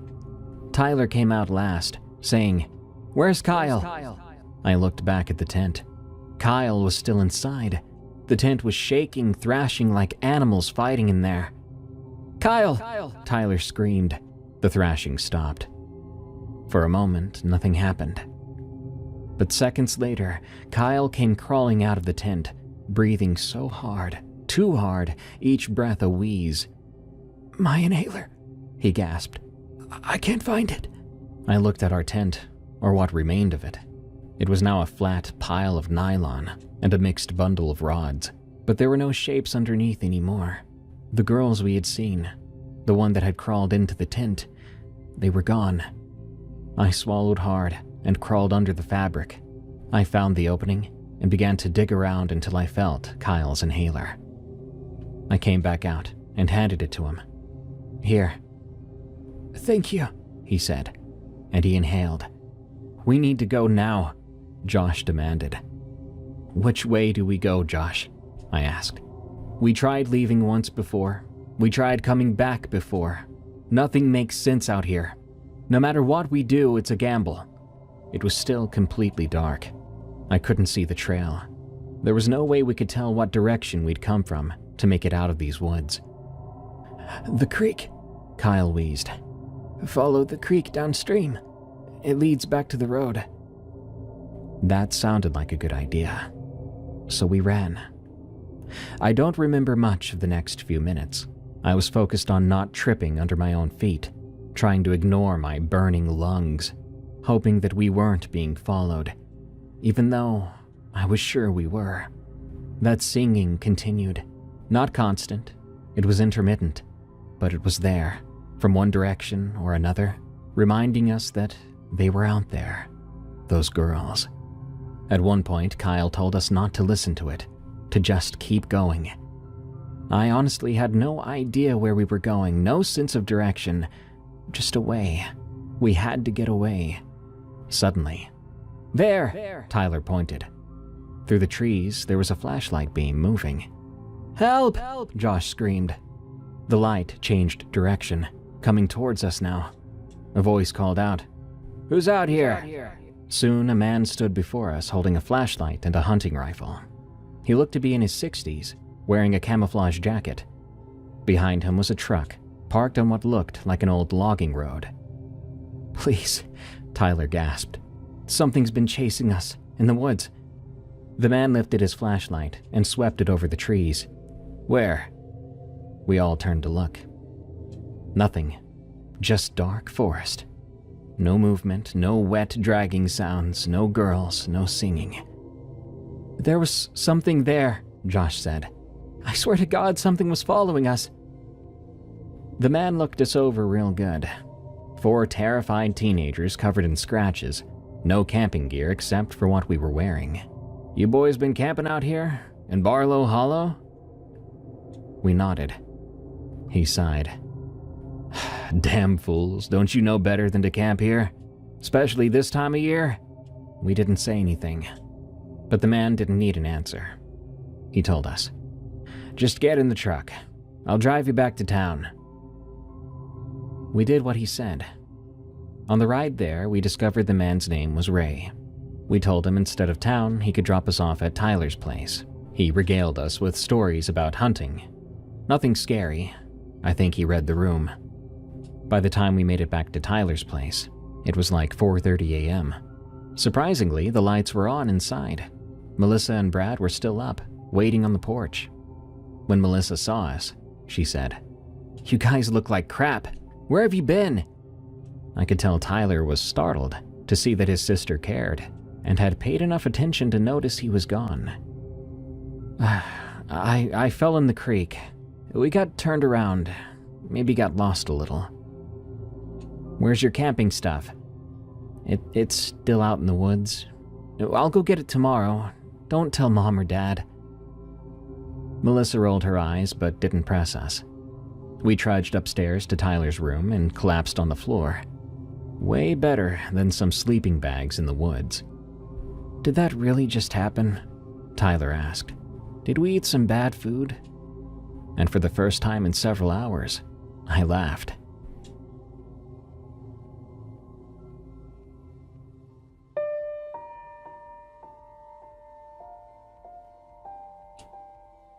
We had all passed out from fear and exhaustion, and the next thing we knew, light was streaming through the window. It was morning. I sat up slowly, every muscle in my body aching and screaming. Tyler was still asleep on his bed, snoring. Josh was curled up on the floor near the door. I looked around. My heart skipped a beat. "Where's Kyle?" I asked. Josh stirred awake, rubbing his eyes. "What?" "Kyle! Where is Kyle?" We searched the room, the hallway, the bathroom. Kyle wasn't here. "Just calm down, guys. He probably went home," Tyler said. But my gut twisted. That wrong feeling I felt the entire night before came back. So we decided to call Kyle's house. We used Tyler's landline. It rang 4 times, and then his mom picked up. "Hello?" she said. "Hi, this is Ryan. Is Kyle home?" She answered. "Kyle? Honey, Kyle's in bed. He's been asleep since last night. Is everything okay?" I didn't expect to hear that. My first assumption was that Kyle had lied to his parents about the sleepover for some reason and had snuck back before he got caught. But that wasn't like Kyle. Kyle was a goody two-shoes, so to speak. Betraying his mother or father's trust was not like him. And what reason would he have to lie about the sleepover? I mean, Tyler was the one risking the punishment. He's there at your house?" "Yes, he's been home all night.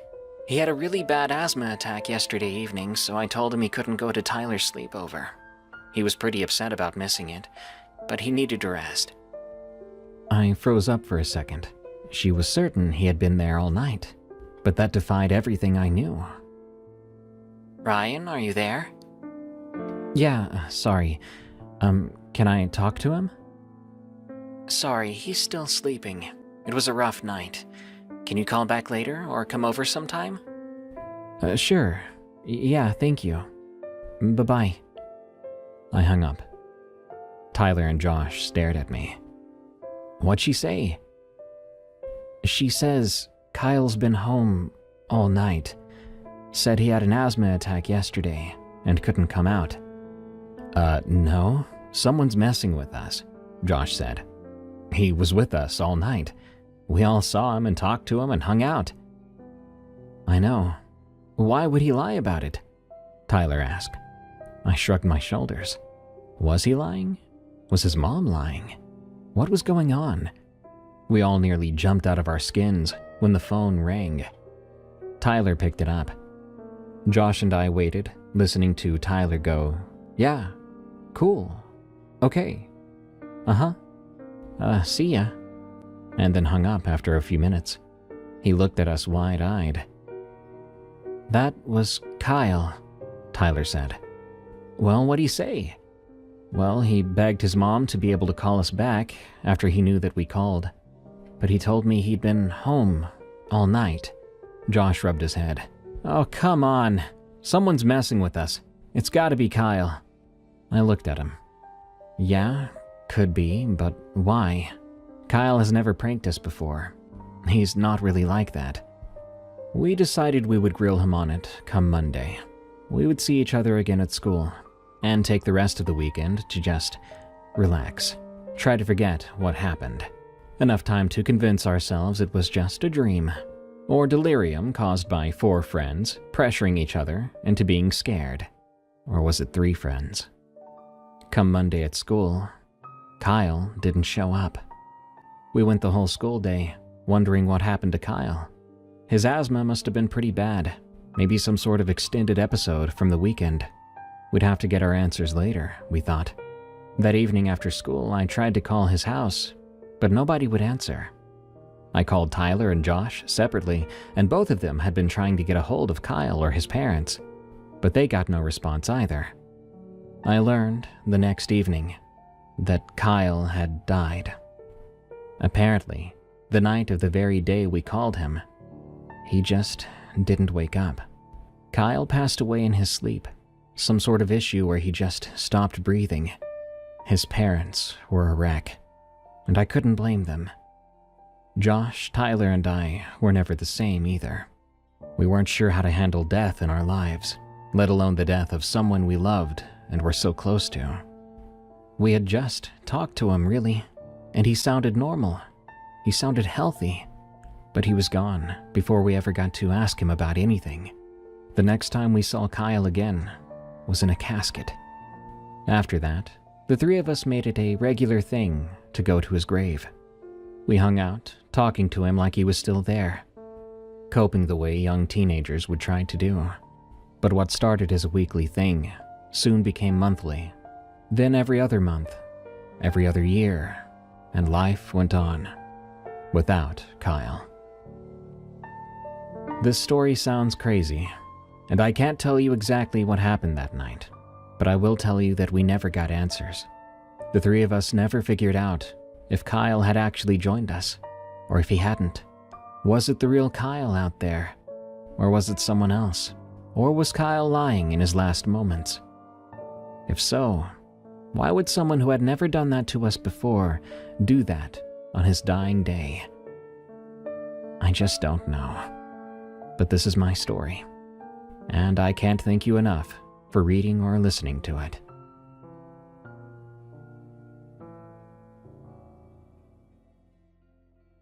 That's how the story ends. I'll leave it to you, as usual, to decide whether to believe or disbelieve. The forests of Appalachia overflow with mystery and even terror. Be careful where you tread. This story, while recording it, was one of the rare few where certain moments gave me chills, had me turning around in my computer chair to make sure I was still alone in my office. It's not often that a story comes my way quite like this one. Thank you for listening.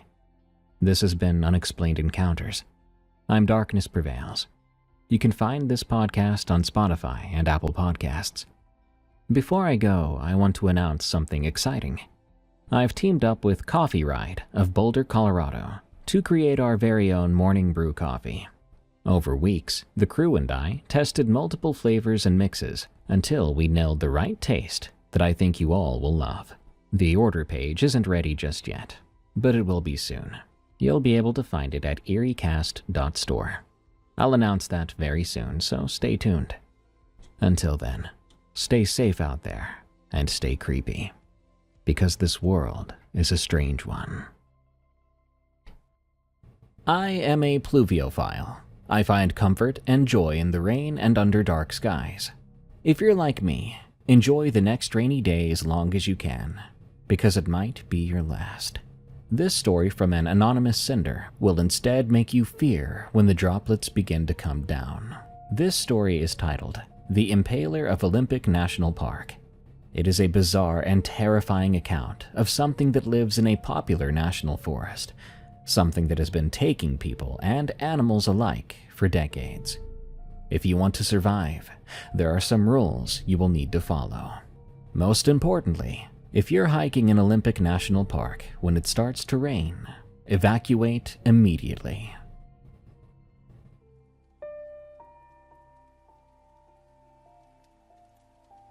I can never forget what I saw in the Hoh rainforest, or what it did to the four of us afterward. But it taught us something. It taught us that if you're ever in Olympic National Park, there are rules you must follow. I'll start from here. Ever since I was 12 years old, I've been a naturalist. I love nature, I love animals, and studying them and observing them has always been my passion and hobby. My girlfriend Jules and I drove out to the Olympic Peninsula last May. We rented a cabin near Forks and spent a long weekend hiking, with the Hoh rainforest as the centerpiece. I had been wanting to see the Hoh for years. Temperate rainforests like this are rare ecosystems. The Hoh is one of the most intact examples remaining in North America. It gets 12 feet of annual rainfall. The Sitka spruce germinated when the Roman Empire was still standing. The place has some of the highest biomass per acre measurements ever recorded outside the tropics. Now, my Jules is the kind of girl who makes a room feel different when she walks in. She's much livelier, more charged than myself.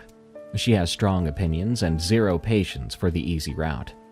When we go hiking together, she's always pushing for the longer loop, the steeper trails, the summit attempt when the weather's going marginal.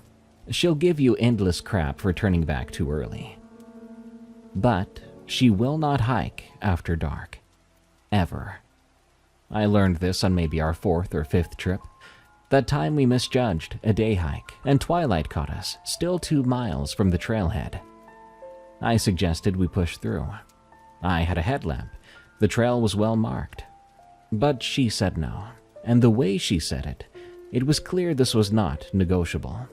We sort of jogged the final stretch in fading light, and she didn't speak the entire way. When we made it to the car, she would not look at me. I've never pushed her on it. Everyone carries something, you know. The drive into the Hoh was everything I'd hoped for, and something more than that, but I couldn't quite name it at the time. The road follows the river through the forest, which closes overhead until you're moving through a green tunnel. I had my window down, even though it was a misty day. That smell was something nice. Just that smell of things being alive. We parked at the visitor center and started on the Hall of Mosses trail. That famous one, the postcard, and it deserved the reputation. The big leaf maples arched overhead like cathedral ribs, draped with these curtains of club moss. A varied thrush called from somewhere in the canopy. That single ethereal note that sounds less like birdsong and more like the forest was asking us something personal. Jules was in a good mood too, making jokes about the spooky vibes, doing an ironic Blair Witch angle with her phone. I was cataloging species in my head, the way I always do. Polysticomunitum, Acer macrophyllum. Everything had a name, everything fit. We continued on to the Hoh River Trail, which winds deeper into the valley.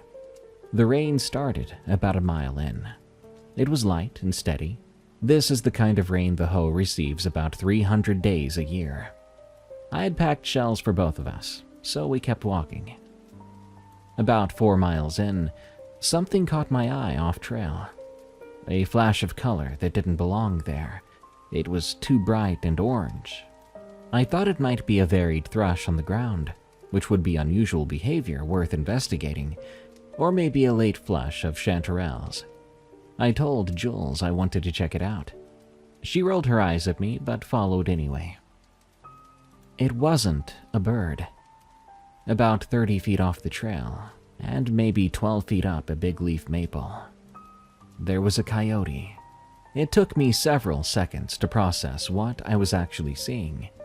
My brain kept trying to rearrange the image into something that made more sense, kind of like an optical illusion. This was definitely a coyote, though, and it had been impaled on a broken branch right through its midsection, just behind the ribs. The animal hung there with its head lolled to one side, legs dangling. The orange I'd glimpsed was actually more red now. It was exposed muscle tissue, where something had torn at the hindquarters. The damage looked relatively fresh. Days, I would guess. A week at most. The body hadn't even begun to bloat yet. There was something about this that was simply wrong, because it looked like something had put it here on purpose. I tried to shake that thought. Anthropomorphizing nature is a rookie mistake, but the thought lingered in my mind. The way the body had been hung there was not happenstance. Jesus, Jules said behind me. I moved closer without even deciding to. My naturalist brain took over. This was data, a puzzle requiring a solution. Did you know that cougars have been known to stash prey in trees?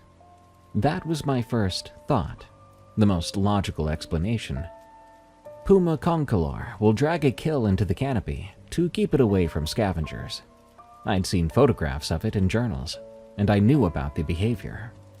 But the longer I studied that carcass, the less it made sense. You see, when a cougar caches prey, it drags the animal up by climbing. The carcass ends up draped over a branch, pulled from below by a predator ascending with its kill clamped in powerful jaws. This coyote had not been draped. It had been deliberately pushed onto the branch stub with enough force to cause it to be impaled through the thorax. Judging by the angle, the force came from above, not from the side, not from below. The branch itself was maybe 2 inches in diameter. A cougar weighs between 80 and 200 pounds. That branch would not support such weight, let alone a cougar maneuvering a carcass into position. Do you think a cougar did that? Jules asked, already sharing my brain cells. I don't think so. It's not the right angle, and a cougar would lay the kill over the branch. Certainly not, well, this. So, what do you think did it? Well, I had no answer for that. A Pacific wren sang somewhere nearby, that cascading trill. The rain continued pattering on the canopy.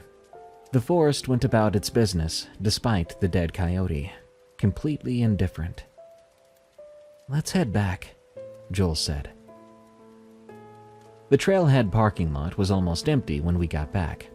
Just our rental car and one other vehicle, a battered Toyota pickup with Washington plates. An older man was sitting on the tailgate, about mid-60s. Gave off real, "I've been doing this longer than you've been alive" vibes. Get out to the river? About 4 miles in. Beautiful out there. Sure is. Best rainforest in the lower 48. He took a sip from his thermos. You know the rule about the rain out here, right? I laughed, assuming he was joking. Let me guess, bring a good shell? He didn't smile. Instead, he sort of stared at me for a moment, then blinked. No. The old-timers around here say if the rain quits on you sudden, really sudden, like someone turned off a faucet, it's best to head back to your car. Sooner the better. He shrugged. Probably nothing, just what they say. Just making sure you know. In the car, Jules was quiet. Now, she usually talks my ear off on drives. This time she just stared at the trees sliding past. "That coyote was so weird," she finally said. "You're not wrong about that. Surely you don't think a cougar actually did that?" "No, I don't." I was expecting her to ask more questions, but she didn't. We drove back to the cabin without another word. That night I could barely sleep. I kept thinking about that damned coyote. I simply could not figure out what kind of animal would do that, and the idea of a person doing it made my blood boil. Sure, some people think of coyotes as pests, but why impale it on a branch? There were no other wounds on it to indicate it had been dead before being impaled. What a cruel thing to do to an animal, even if it is a pest. Around midnight, I gave up trying to sleep and went over to my laptop. I googled random things at first. Hoh rainforest coyote tree, Olympic Peninsula predation unusual, animal carcass impaled branch. But most results were useless. After maybe an hour, I found an old hiking forum, an old remnant from the early 2000s, mostly dead threads and broken image links. The interface was dated, all that early internet aesthetic of clunky frames and too small fonts.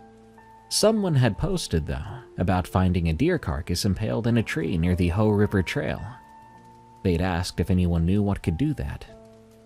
There was one reply, a ranger, telling them it was storm damage catching carcasses, which is the kind of explanation you give when you don't have one and don't want to admit it. I kept on digging. A 2011 post on a different forum described what they called a bone tree.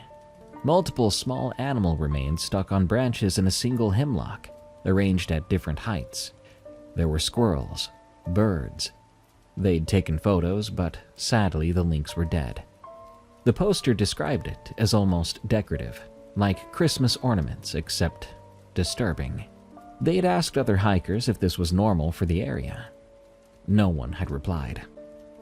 I found 3 more posts across different sites, different years, all describing similar things.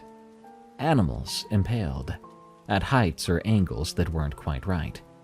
Each post had few or no replies. People were encountering these things, even documenting them, but the silence of the internet swallowed their questions whole. But then I found one that made me sit back from the screen. A thread from back in 2007, titled, "Does anyone know the rules for the Hoh River Trail?" The post read, "A man at the visitor center gave me a list, but I lost it, and I want to make sure I have them right before we go back. Something about the rain, I think, and something about animals and trees. I can't remember the rest, but he made it sound important." The post had no replies. I clicked on the user profile. The user had only ever made one post. This one. The account had been created the same day and never used again. Either they got the information they needed through other means, or they went back without it. I found myself wondering which it was, and then I found myself not wanting to know.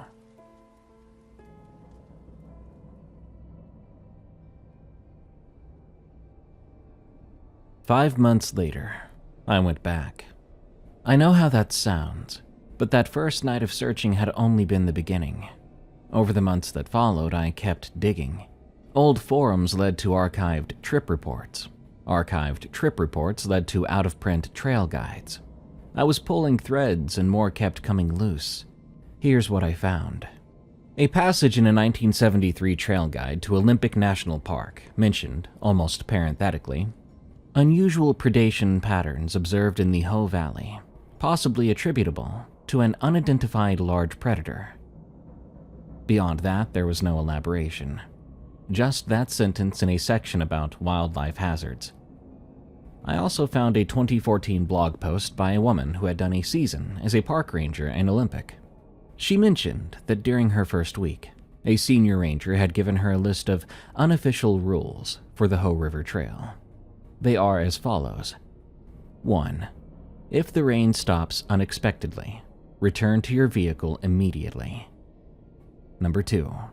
If you hear rain but cannot feel it, retrace your steps, you are too close. Number 3. If you find animal remains above head height, do not run. Walk back the way you came without stopping. Number 4. Do not camp in the Ho during active rainfall. She treated them, though, as quirky local superstition, the same category as the tourists who claim to see Bigfoot. But then she added something that stayed with me. It said, "The senior ranger who gave me these rules had been working the Ho for 31 years. When I asked him if he believed them, he just said, 'I'm still here, aren't I?'"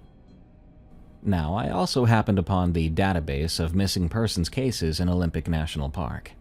The park has one of the highest disappearance rates in the country. Most are hikers who got lost, fell, had medical emergencies. The majority are eventually found.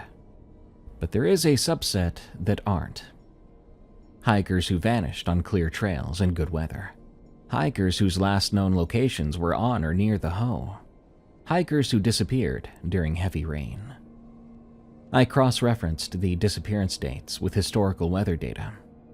It took a while, but when I was done, I had some sort of pattern. A great number of the unsolved cases clustered in the wettest months: October, November, March. The months when the rain falls for days without stopping. The thing, whatever it was, seemed to be active when it rained. The rain brought it out, or woke it up, or called to it somehow. I showed Jules some of this. She read the blog post with the rules, handed my phone back, then said, "That's strange," but then changed the subject. October came. My cousin Ty called to say he and his girlfriend would be in Seattle for a long weekend, asking if we wanted to meet up. Ty and I grew up together. Our moms are sisters, and we spent every summer at our grandparents' place outside Spokane, running through the woods and building forts, catching frogs in the creek. He's 3 years my senior, and when we were kids, that gap felt enormous. He was my big cousin, the one who knew all the things. I followed him around trying to impress him. Now we're both adults and the age difference kind of means nothing, but that dynamic persists underneath. He still makes me feel like the world is simpler than it's become. Ty is a big guy, 6'2" with broad shoulders. I recall his high school coaches refusing to leave him alone about football. He's also very charismatic. When he laughs, everyone tends to laugh around him. But when Ty is quiet, you know something is wrong. His girlfriend, Kel, was new. They'd been together about 8 months. I'd only met her once, very briefly, at a family thing in July. She was a small thing, dark-haired. She has a face that's more interesting than conventionally pretty. She's from Portland and works at a literacy nonprofit. She's not outdoorsy like the rest of us are. They came over for dinner. Jules made pasta and I made a salad. We drank wine together, Ty telling stories about his job. He's an electrician, and apparently electricians witness a lot of human foolishness. Kel was quieter but pretty sharp, not afraid to ask questions. I liked her. At some point, Ty asked what we'd been up to, and I mentioned the Ho trip from spring. Hear me out, I didn't plan to go into detail about everything, but it just came out. I described the trail and the trip and the sights, and I kinda just brought up the impaled coyote. You know, how you do. His eyebrows instantly raised. God, so what do you think did it? I don't know, man. That's what's been bothering me. I've been Googling it. There's all this strange material, like from old forums and stuff. I found a few mentions of informal rules rangers pass down. Kinda makes me want to go back, look for more evidence. Dude, I am so in, Ty said. Kel looked at him like he'd lost his mind. Jules was giving me a look I couldn't interpret. How about a 2-day trip? I said. Backpack in, camp one night, hike out. October's the rainy season, so we'd be more likely to see whatever there is to see. Babe, Kel put her hand on Ty's arm. You want to go camping in a forest with a mystery predator in the rain. It'll be fun. When's the last time you did something adventurous? Kel looked at Jules. Well, are you going?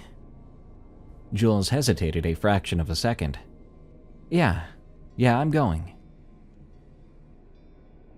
Do not camp in the Ho during active rainfall. That rule kept playing back in my mind, the one I'd read in that ranger's blog. I'd thought about it quite a lot, and there I was, deciding to take 4 people I cared about, including my cousin's girlfriend who had never been backpacking in her life, into the Ho during the wettest month of the year, to camp overnight. But I kept telling myself these were rules meant to scare people. They were exaggerated. Every national park, every local forest, has campfire stories that had gotten inflated over decades. If we were careful, and were already experienced, most of us, whatever was out there, assuming anything even was, we could handle it. I could handle it. I was wrong about all of that.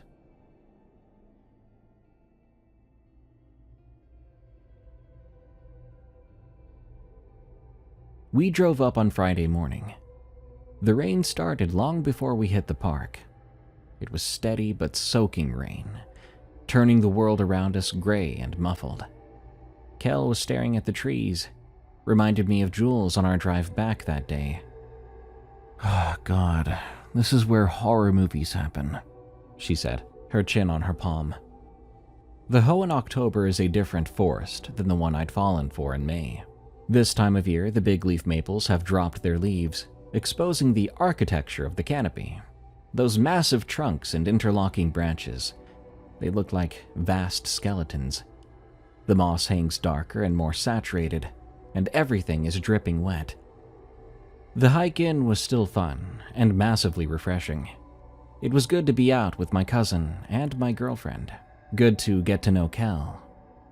But then, about 5 miles in, we found another one.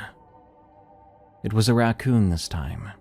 What was left of the animal was 20 feet up, impaled on a branch about 1.5 inches in diameter. The body was desiccated, most of the fur gone. It had been there a while. Ty came up beside me. Huh, he said. Kel looked, saw it, then looked away, especially quick. Why is it up there like that? That's the big question, I said. I was already calculating. The branch was too thin for any animal I knew to climb it, and once again the angle was wrong. The same wrong angle as the coyote. Ty was watching my face, trying to get a read on me. Man, what exactly are we looking for out here? We made camp around 4 p.m., 30 yards off the trail near the river. The rain had intensified. Setting up tents in that weather was miserable. Kel's hands were trembling from the cold by the time we got her tent up. We ate dinner huddled under a tarp. The rain was drumming overhead. Our conversation stayed light. Ty told a story about a hunting trip that had gone wrong. At one point, Kel talked about her college roommate who had joined a cult. Jules did an impression of her boss. I liked that. I never brought up the rules, and in my head I kept telling myself we would be fine. We turned in around 9 p.m. Jules fell asleep within moments. She's always been able to sleep anywhere. Makes me jealous. I lay there just listening to things. I could hear the rain on the tent fly, water dripping from branches, the river in the distance, normal sounds. And eventually I did sleep. I'm not sure when, but I did. However, I know exactly when I woke up. When the rain stopped. It didn't taper off or fade out. The rain, all at once, simply stopped. And immediately, that man's words came back to me. Like someone had turned off a faucet. This was exactly that. One moment, the steady drumming on the tent fly, the drips, the patter. These had been our constant companions for hours. But suddenly, nothing. And the silence was so complete, it felt like my eardrums were going to pop. I lay there in the dark, wide awake. More of the old man's words came back to me. If the rain quits on you sudden, really sudden, You ought to head back to your car. We were 5 miles from the car. It was the middle of the night. There was no heading back for us. Jules stirred beside me. The rain stopped, she murmured, half asleep. Yeah, it did.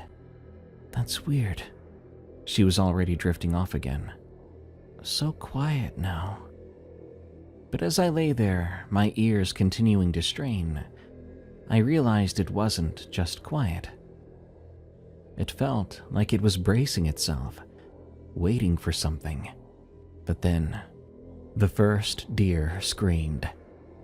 A black-tailed deer in distress makes a sound somewhere between a bleat and a scream, a nasally, high-pitched alarm call that means predator. I've heard it before. What was unusual was the second deer, followed by a third and a fourth. Within 30 seconds, the forest around our campsite erupted. Dozens of deer, all of them screaming at once. The sound became so loud, it filled the tent, filled my skull, until there was no room for even a thought. Jules grabbed my arm suddenly. Nathan, what? I don't know. From the other tent, Ty's voice called. What the hell? Kel was crying. I reached for my headlamp. Jules' hand clamped down on my wrist. Don't. Her voice was terrified. I'd never heard her so scared, like panic taken up a notch. Don't open the tent. Please don't go outside, please. I stopped.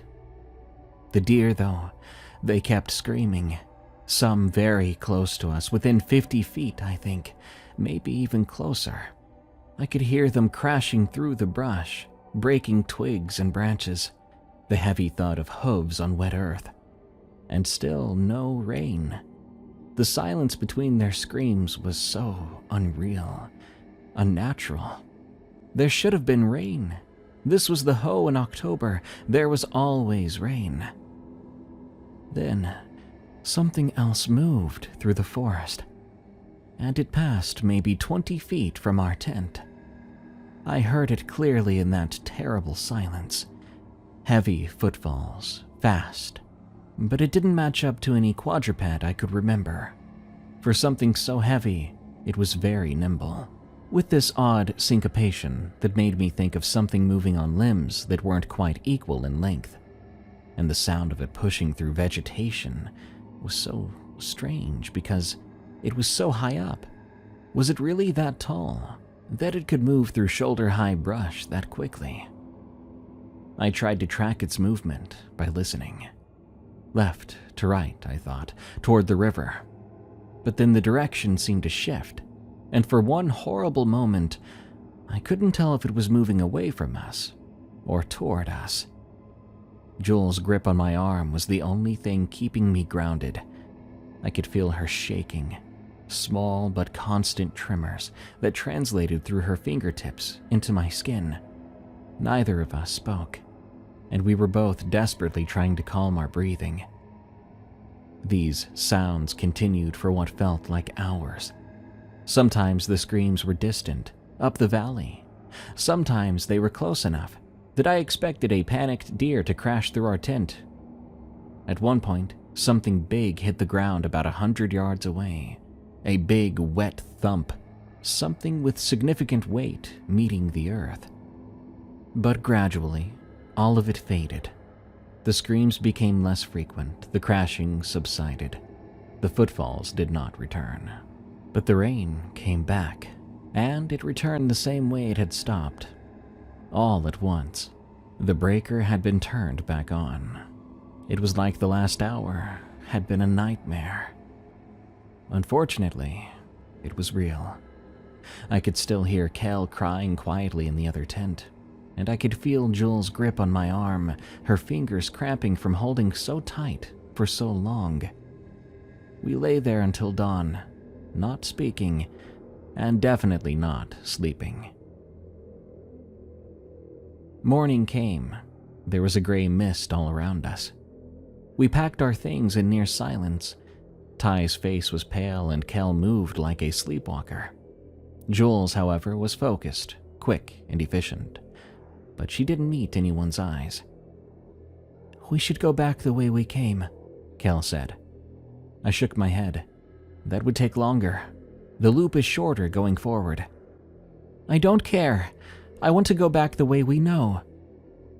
"He's right, Kel," Ty said. "Forward is faster." She stopped arguing then. She just shouldered her pack and started walking. Now here comes the messed up part. Those deer we heard crying all night. Well, we found them about a mile from our camp. 7 of them, at least. Black-tailed deer arranged in a loose cluster of Sitka spruce just off the trail. They had been impaled on branches at different heights. The lowest was about 8 feet up, the highest 25. Some were on thick branches, shoved onto them like grotesque ornaments. Others were on thinner branches that had punched through their softer tissue.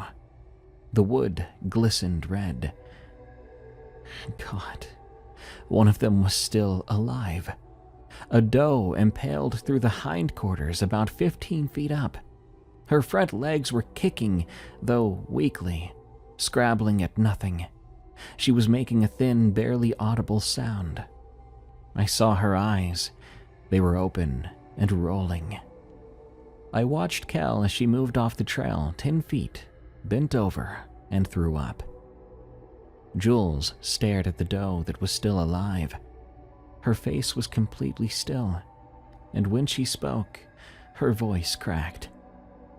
"We need to leave. Right now." We hiked faster. I kept my eyes on the trail, on my feet, on anything except the trees around us, and I didn't dare to look up.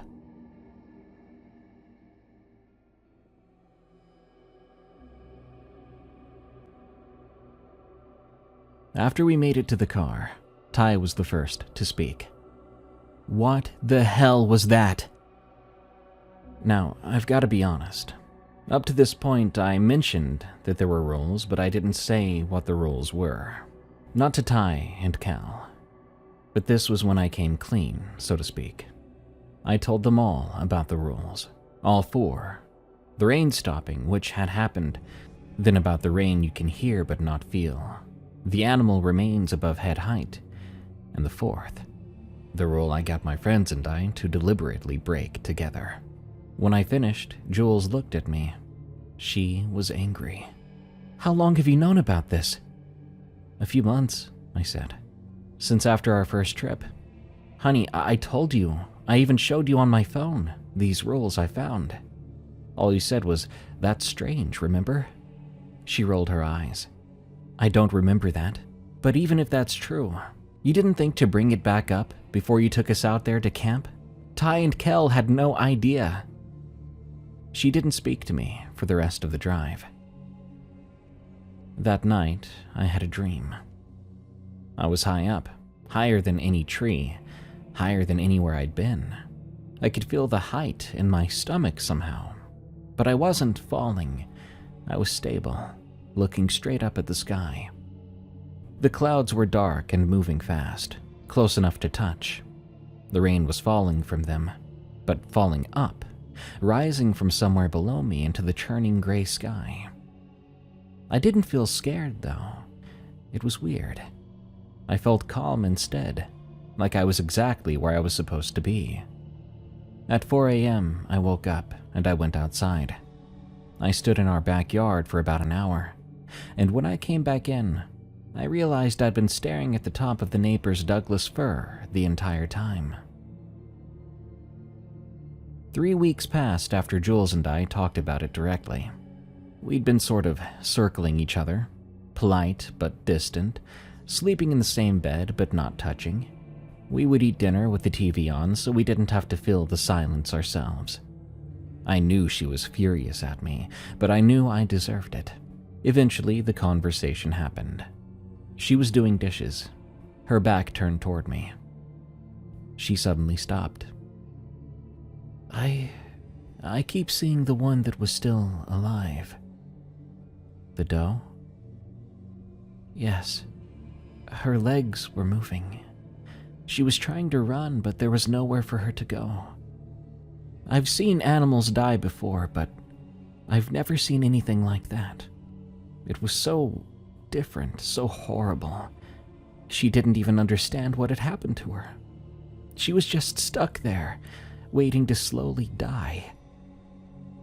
I know, hon. Do you? She turned around. Her eyes were red. You knew the rules. You knew there was something out there, and you took us anyway. You even took Kel, who had never been backpacking before once in her life, because you were so curious. She was right. You're going to tell me everything you know about this. All of it. Tonight. And so I did. A week after that, I found this ethnographic study. It started as a footnote, a reference in a 1936 survey of Pacific Northwest indigenous oral traditions. The footnote mentioned an unpublished chapter from an earlier work, a study conducted in the 1910s by a researcher named Ellison, who'd spent 2 years living among the Quileute, documenting their traditional knowledge. The chapter had been cut from the final publication. The footnote didn't say why. I spent 3 days tracking down what had happened to Ellison's original manuscript. Most of it had been published in 1919 to moderate academic interest, but the missing chapter, the one referenced in that footnote, had been deposited separately in the University of Washington's Special Collections Archive. They would not let me check it out, but I was able to see it while I was there.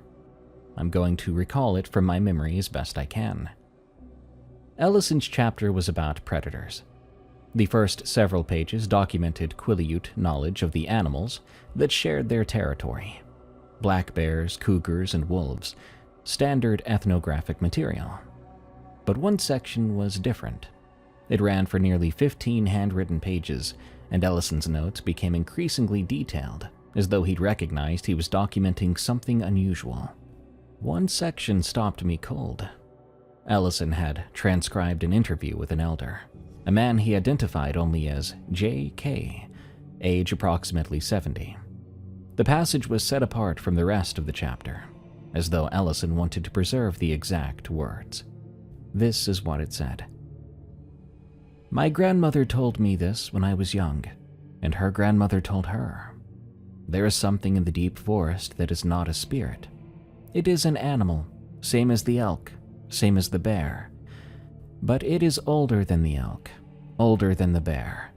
It lives in the branches where the moss hangs thick, and it comes down when the rain is heavy. You will know it is near because the rain will stop, like a door closing. When this happens, you do not look.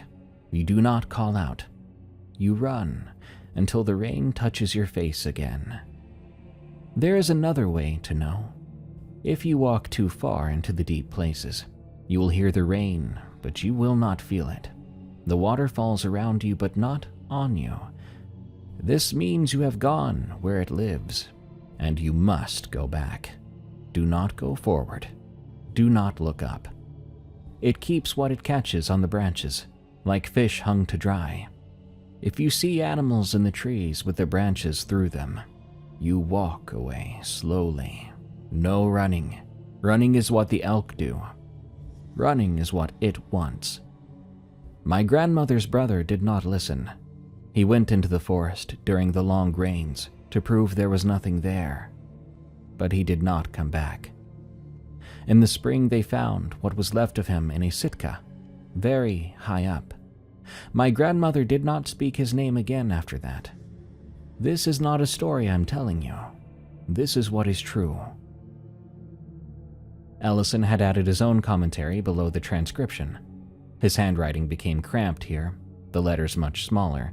It was like he was afraid of being overheard, even though it was just words. It read, I have now interviewed 9 individuals from 3 families. Their accounts are remarkably consistent. They speak of this creature the way they speak of cougars, as a known danger to be avoided, not as a legend to be feared. But I have found no physical evidence. To include such an extraordinary claim would end my career. I have cut this chapter. I pray I am making the right decision.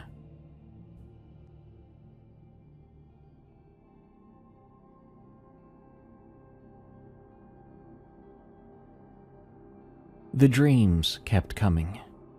Every few nights, that same place, impossibly high, looking up at churning clouds, the rain falling upward, that feeling of belonging. During the day, I started to notice things. I'd realize I'd been staring at roof lines, thinking about angles. I'd find myself in parking garages, gravitating toward the upper levels. One afternoon, I stood on a step stool in the kitchen, reaching for, well, nothing. No memory of even climbing up. That was when Ty called me. Hey man, this is gonna sound weird, but have you been having strange urges since we got back? My stomach knotted up. What kind? Alright man, don't judge me, but I keep picking at thorns, blackberry bushes, roses. I'll find myself pressing my fingers against them. The other day I was in the backyard, right? Supposedly checking the gutters, and lost some time. And when I snapped out of it, my thumb was pressed against a thorn hard enough to draw blood. Bro, I don't remember doing that. I was quiet for a moment. He continued. And here's the messed up part. It felt right. Like scratching an itch I didn't even know I had. Have you been having dreams, too? Like about being up high? He went quiet as well for a second, then replied. Christ, man, now that I think about it, yeah. Dreams about staring at the clouds or something? Rain going up instead of down? Jesus, Ty. That's exactly what I've been dreaming about.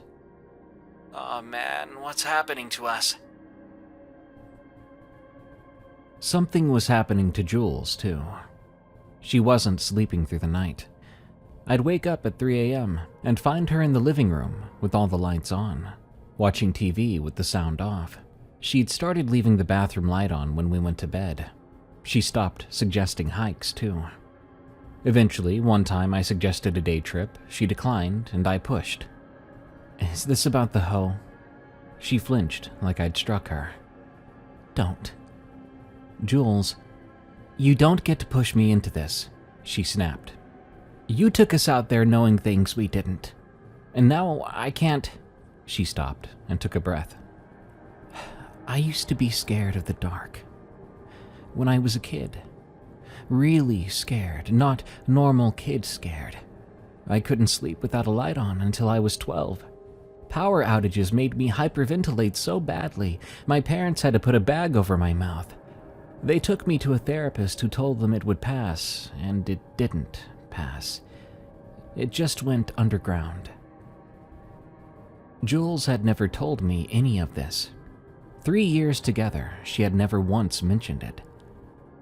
I was convinced something lived in the dark, she continued.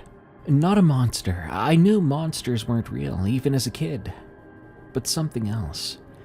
Something that belonged there and waited there. I used to lie awake at night and feel something watching me. And I just knew if I got out of bed, if I put my feet on the floor in the dark, something would take me somewhere, and I would never come back. I thought I got over it. That's why I started to hike with you, to prove the fear was behind me, and that I could walk into the dark and nothing would happen. And it worked. I thought it worked. I could handle the woods at dusk. I could almost handle the dark itself. I told myself the thing I'd been afraid of as a kid was just a child's imagination. She finally looked at me, and her eyes were wet. The hoe broke something. Whatever wall I'd built, it's gone. The fear never went away. I just buried it. And now it's back, worse than before, because now I know there's actually something out there. Now I know that thing I'd felt watching me as a kid, it wasn't my imagination. It was preparation. My body was trying to tell me something true, and I spent 20 years convincing myself it was lying. I got a call from Kel 3 days later. She said, I need to tell you something about the campsite. "What is it, Kel?" That morning, when we were packing up, before we found the deer, there were marks on the trunk of the Sitka spruce directly over your tent. Long scratches. They looked like claws. The wood was still wet. I felt the blood leave my face. Something had descended the tree that we were sleeping under. It came down while we were in the tent, inches from the fabric, and passed us by. It was right there. What was it? Why didn't it? I don't know, Kel. I don't know. But then I thought for a moment. Jules' grip on my arm, her desperate refusal to let me move. We stayed inside, we stayed still through it all. So maybe I knew deep down. It wasn't interested in prey that didn't run. I called Ty afterward, telling him what Kel told me. She hadn't told him yet, wanted to call us first. Ty said to me on the phone call, I almost went outside that night. I heard those deer screaming and I thought, well, I don't know what I thought. That I could help or see what it was. I even had my hand on the zipper. Thankfully, Kel grabbed my waist, the same way you said Jules grabbed you. "Thank God for women, am I right?" Yeah, true. We were in the middle of it, man. That thing walked right past us. It could have taken any of us, but it didn't. If our girls hadn't been scared for us, we'd probably be dead. 6 days after my call with Ty, Kel called again, but she was crying. It's Ty. I came home and he was in the garage. There's so much blood. Kel, it's okay. Is he alive? Where is he now? Yes, he's okay right now, I think. We're at the ER. He told the doctors it was a gardening accident, but I saw it. He was sitting on the floor. He had one of my rose stems and he was pressing the thorns into his finger, one at a time in a row. There was blood on his hands, his jeans, the concrete, and he was just sitting there calm. When I screamed his name, he looked up and his eyes were just, I don't know, he just wasn't there. Oh my God, Kel. But then he sort of came back. He looked at his hand and screamed. He'd driven a thorn through his fingertip, through the nail bed. It came out on the other side. In the car, afterward, he asked me, what did that place do to us? That night, Jules stood in my office doorway. "You can't sleep either?" "No." She looked at these spreadsheets, maps, and photographs. "You want to go back?" I was thinking about how to answer that, but then she said, "I'll go with you." I turned around. "What?" "If I don't go back, I'll be afraid of the woods forever. Every time it rains, I'll think about those deer. I won't let it take that from me. The fear wins if I never face it. But we do it my way. A day hike only, in before dawn, out before dark. If I say we leave, we leave. And the second the rain stops, even for a moment, we run." I looked at her, and I said, "Okay, your way." We went back the last week of November. Just Jules and me. Ty wasn't coming. His injuries were still healing, and his new fixation had not yet faded. He'd catch himself reaching for the rose bushes, having to physically redirect his hand. We drove up the night before, staying at the same cabin outside Forks. Neither of us slept very well. Instead, we mostly lay in the dark, listening to the rain on the roof, not talking. We left for the trailhead at 5 a.m. The rain was heavy, headlights reflecting back in a solid white wall. The parking lot was empty when we arrived. Nobody likes the hoe in late November in a rainstorm. "If the rain stops," Jules reminded me as we shouldered our packs, "we don't hesitate. We don't discuss it, we just run." Agreed. I don't want to wind up in a tree. I had prepared like a field study. I had my camera in a waterproof case, my notebook in a Ziploc, and notes on everything I'd found. I would be doing this systematically, approach the situation like a scientist. After all, we didn't know what we were up against, whether it was even real, or if we had created our own rainstorm boogeyman. Jules, however, carried bear spray and a knife. She didn't pretend that either would help. About 3 miles in, I found a bobcat. It was impaled on a branch about 18 feet up. This body was fresh, maybe days. A mile further, a mummified dog draped over a branch. The hide had dried tight over bones. The density was increasing. Were we approaching the thing's territory?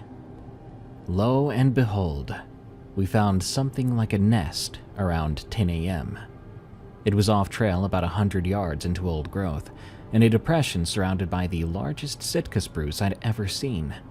The canopy here was so thick, the rain barely penetrated, just occasional heavy drops making it through, hitting the ground with audible impacts. I knew something was wrong before I could identify what, because there was absolute silence here, as if all other wildlife knew better than to roost here. And then I made a realization. I could hear the rain. I could hear it drumming on the canopy above us and hear the water dripping down through the branches, right? But because the canopy was so thick, I wasn't getting wet. That's what the rule meant. It means we're too close. We had found it. That rule had sounded the most unrealistic. How could it rain and you not get wet? But now it made perfect sense. I looked at the ground. It was matted and compressed here, a thick pad that crunched underfoot. When I knelt down and felt it, I found fur, bone fragments, decomposed matter, pressed into this dense carpet-like thing. This must have been years of accumulation. And God, did it stink. I stood and looked up then. The remains weren't just on the ground. They were still in the trees, all in various states of decomposition. Pieces and bits, skeletons, full carcasses. They were above us, like a messed up timeline. Near the base of one spruce, half buried in the matted floor, was a hiking boot. It was old, and the leather was cracked, but the laces were still tied. The boot had come off a foot that was still wearing it. Joel's voice called to me. "Hey, I think we'd better go." "Hold on, I need to take pictures. Write this down." Suddenly, she said, "Don't move." I froze. She then whisper-shouted, "Above you, on the trunk." Slowly, I tilted my head back, and at first I didn't see it. The bark of a Sitka spruce is gray-brown and deeply furrowed. The moss is dark green, fading to brown. I scanned the trunk, looking for whatever had alarmed Jules, and I saw nothing but bark and moss, until the trunk moved. 20 feet up, maybe 25. The movement was so slight, I almost missed it. A shifting in the texture of the trunk, like the bark itself was rearranging.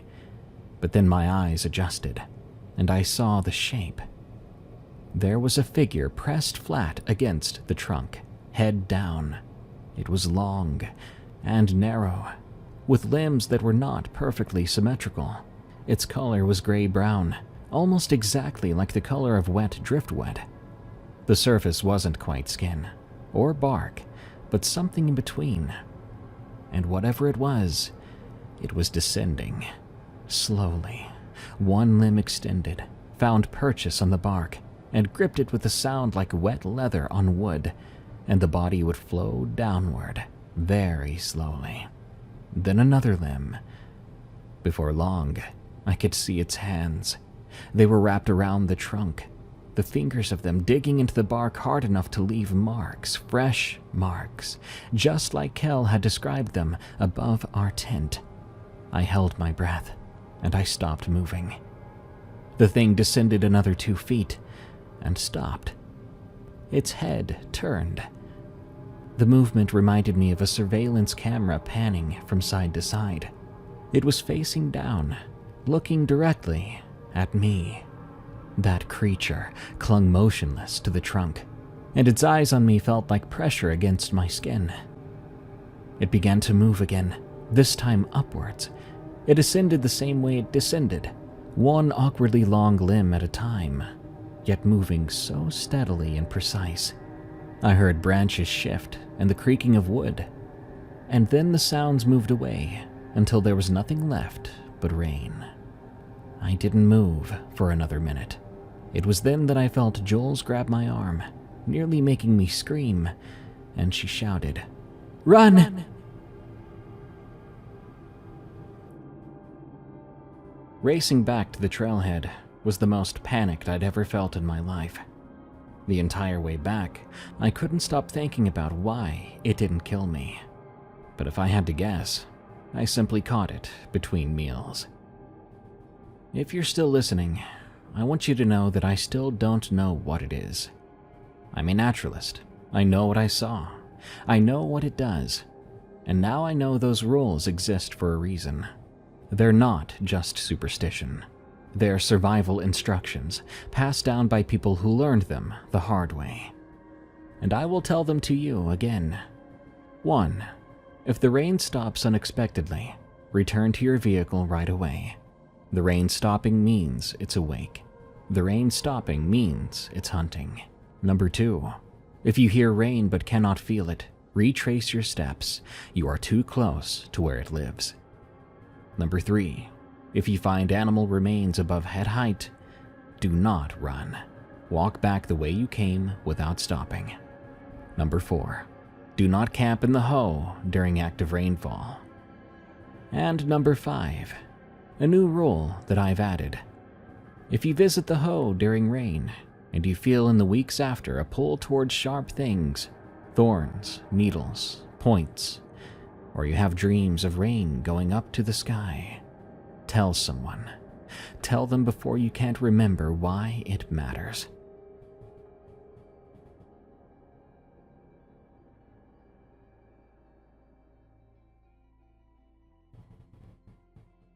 That was definitely one of the more interesting stories I've read in a while. Lots of research in this one. Not sure how true the story is, but this is one new monster I won't soon forget the next time I'm taking a stroll through the woods, especially if it starts to rain. Good night. Thank you all so much for tuning in to Unexplained Encounters. I've been your host, Darkness Prevails. You can follow me on X at Dark Prevails, and you can send me your scary stories of the unexplained at darkstories.org. Follow and leave a review of Unexplained Encounters on Spotify, Apple Podcasts, or your favorite podcast app. You can also listen to Unexplained Encounters and more scary story narrations from me on YouTube on the Darkness Prevails channel. Thank you. Until next time, everyone, stay safe out there and stay creepy, because this world is a strange one.